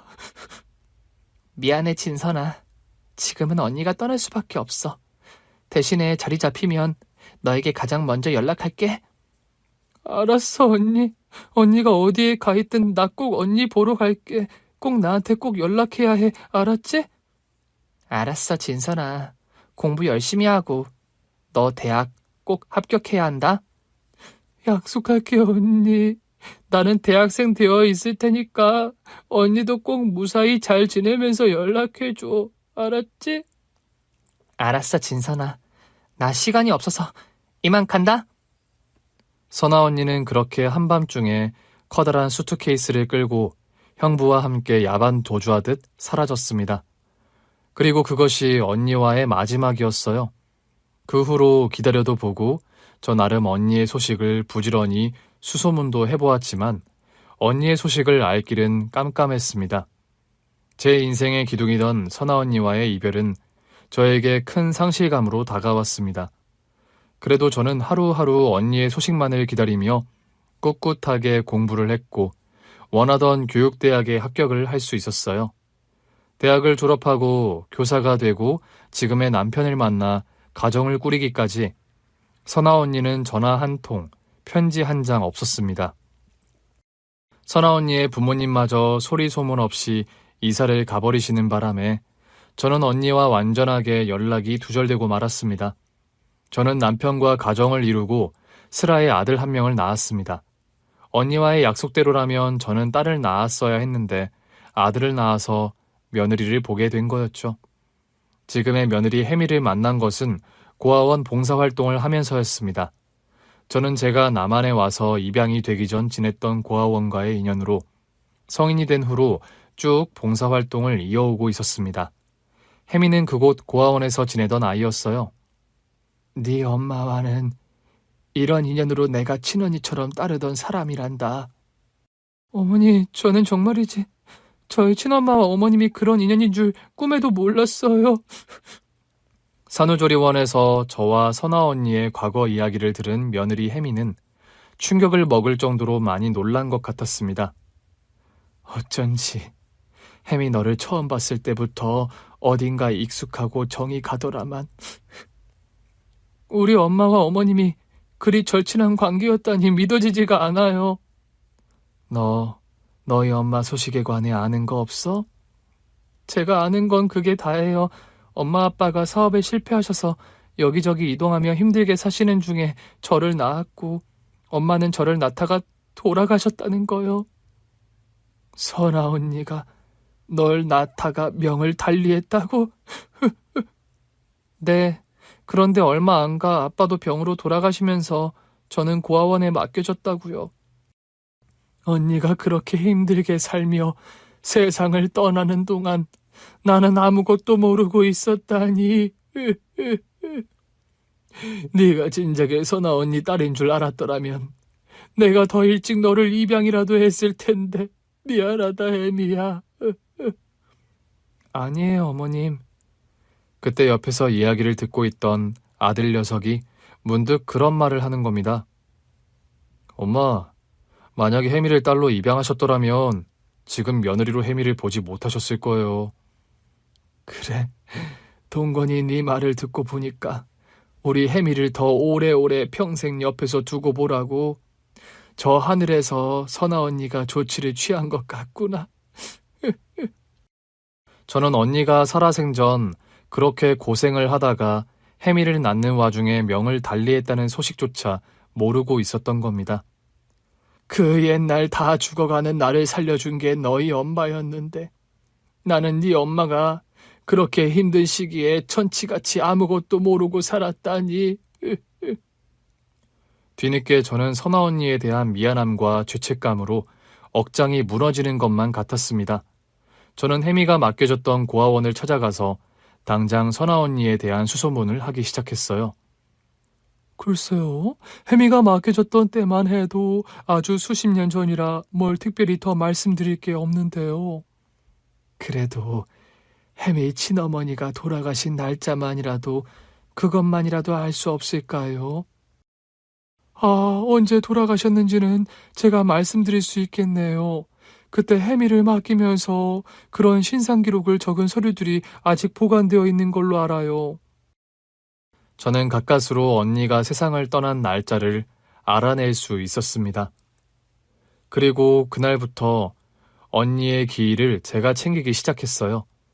며느리가 산후조리원에서 나온 후로는 제가 며느리의 산후조리와 신생아 육아를 함께 도왔습니다. 교편을 잡고 있던 학교에 휴직계까지 내고 며느리 케어에 힘을 쓰는 저를 보고 동료들은 극성이라 말을 하더군요.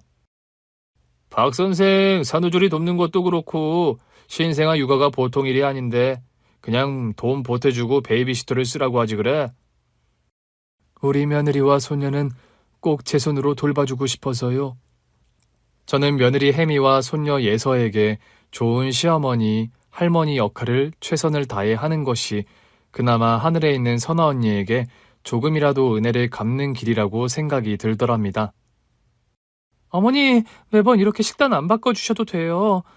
예서 돌보는 것도 어머님께서 거의 다 해주시는데 저 먹는 것까지 준비하신다고 거의 잠도 못 주무시고. 너와 예서를 돌보는 게 내 기쁨이란다, 혜미야. 미역국만 해도 이렇게 소고기 미역국, 북어 미역국, 성게 미역국 돌아가며 해주시니까 제가 완전히 공주 대접을 받는 기분이에요, 어머니. 내가 너희 엄마 집에서 옛날에 맛난 밥을 참 많이도 얻어먹었단다. 그 고마움이 아직도 뼈에 사무쳐서 너에게 하나라도 더 맛있는 걸 해주고 싶어.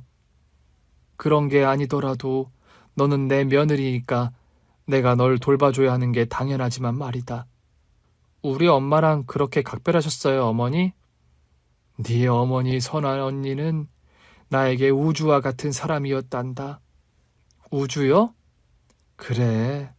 네 엄마 덕에 나는 의지할 곳 하나 없는 서울에서 처음으로 사람 정도 느끼고 서울 땅이 내가 발붙여 살만한 곳이라는 생각을 처음 하게 됐어.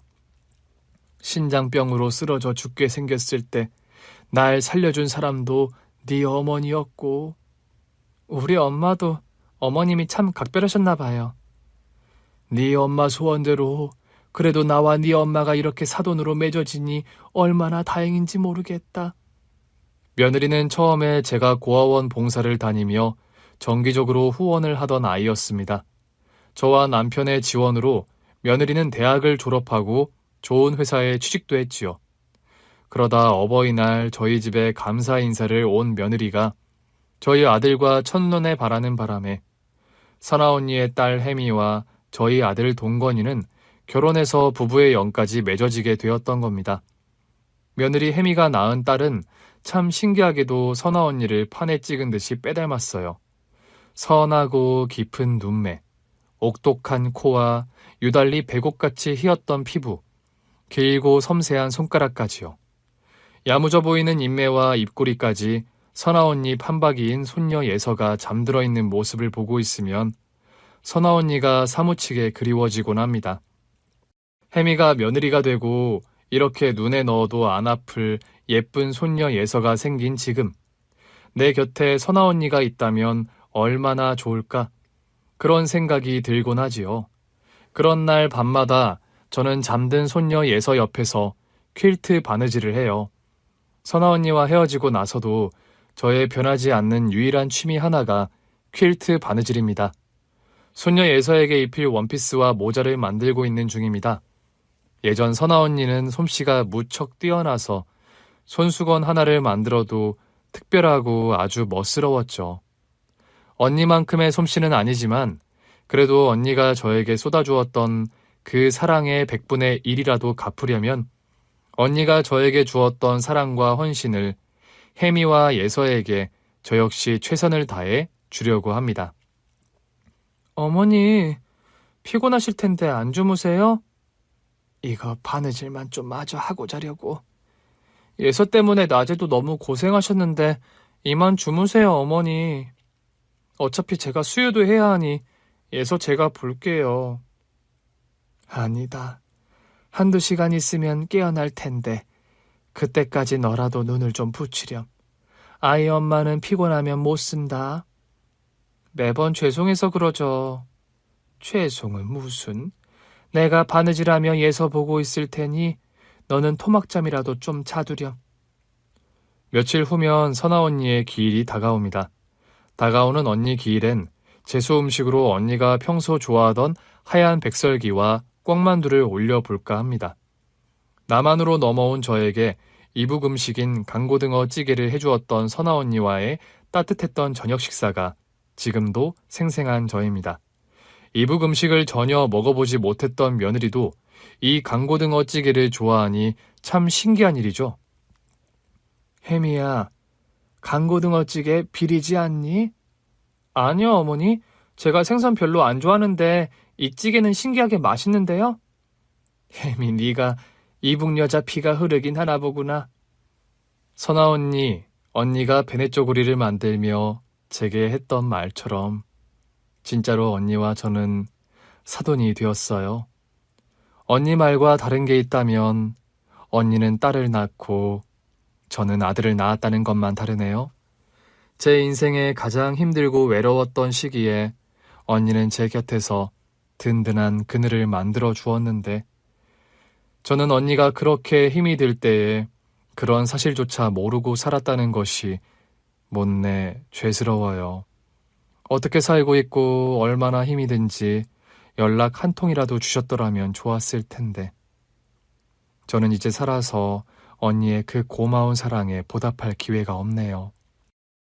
대신 언니의 딸 혜미와 언니를 꼭 닮은 손녀 예서, 그 두 아이를 제가 목숨이 붙어있는 그날까지 제 분신처럼 아끼고 소중하게 지키겠습니다. 언니, 혜미를 낳다 명을 달리하는 그 순간에 얼마나 속이 상하셨어요. 저도 자식 낳고 살다 보니 자식을 혼자 두고 떠나는 어미의 마음이 어떠할지 상상하기 싫을 정도로 마음이 먹먹해져 옵니다. 그래도 이제 혜미 곁에는 제가 있으니 너무 걱정 마세요. 언니만큼의 큰 사랑을 줄 수 있을지 제가 장담은 못하지만 그래도 언니에게 제가 받은 사랑만큼 혜미와 예서에게 최선을 다해 좋은 시어머니, 할머니가 될게요. 언니를 꼭 닮은 예서를 보며 지금도 저는 매일 언니 생각이 난답니다. 언니 계신 그곳 하늘나라는 지낼만 하세요? 언니, 이번 기일엔 언니 좋아하는 백설기와 꿩만두를 차려놓을 테니 형부와 손 꼭 잡고 식사하러 오세요. 100일을 넘긴 손녀 예서 재롱도 보고 가시고요. 선아 언니, 여전히 많이 그립고 사랑합니다. 이제 저 먼 곳에서 혜미 걱정은 접어두고 편히 쉬시길요. 긴 얘기 들어주셔서 정말 감사합니다. 오늘 준비한 사연은 여기까지입니다. 재미있게 들으셨다면 구독과 좋아요, 알림 설정까지 눌러주세요. 그럼 저는 다음 사연으로 찾아뵐게요. 오늘도 건강하고 행복하세요.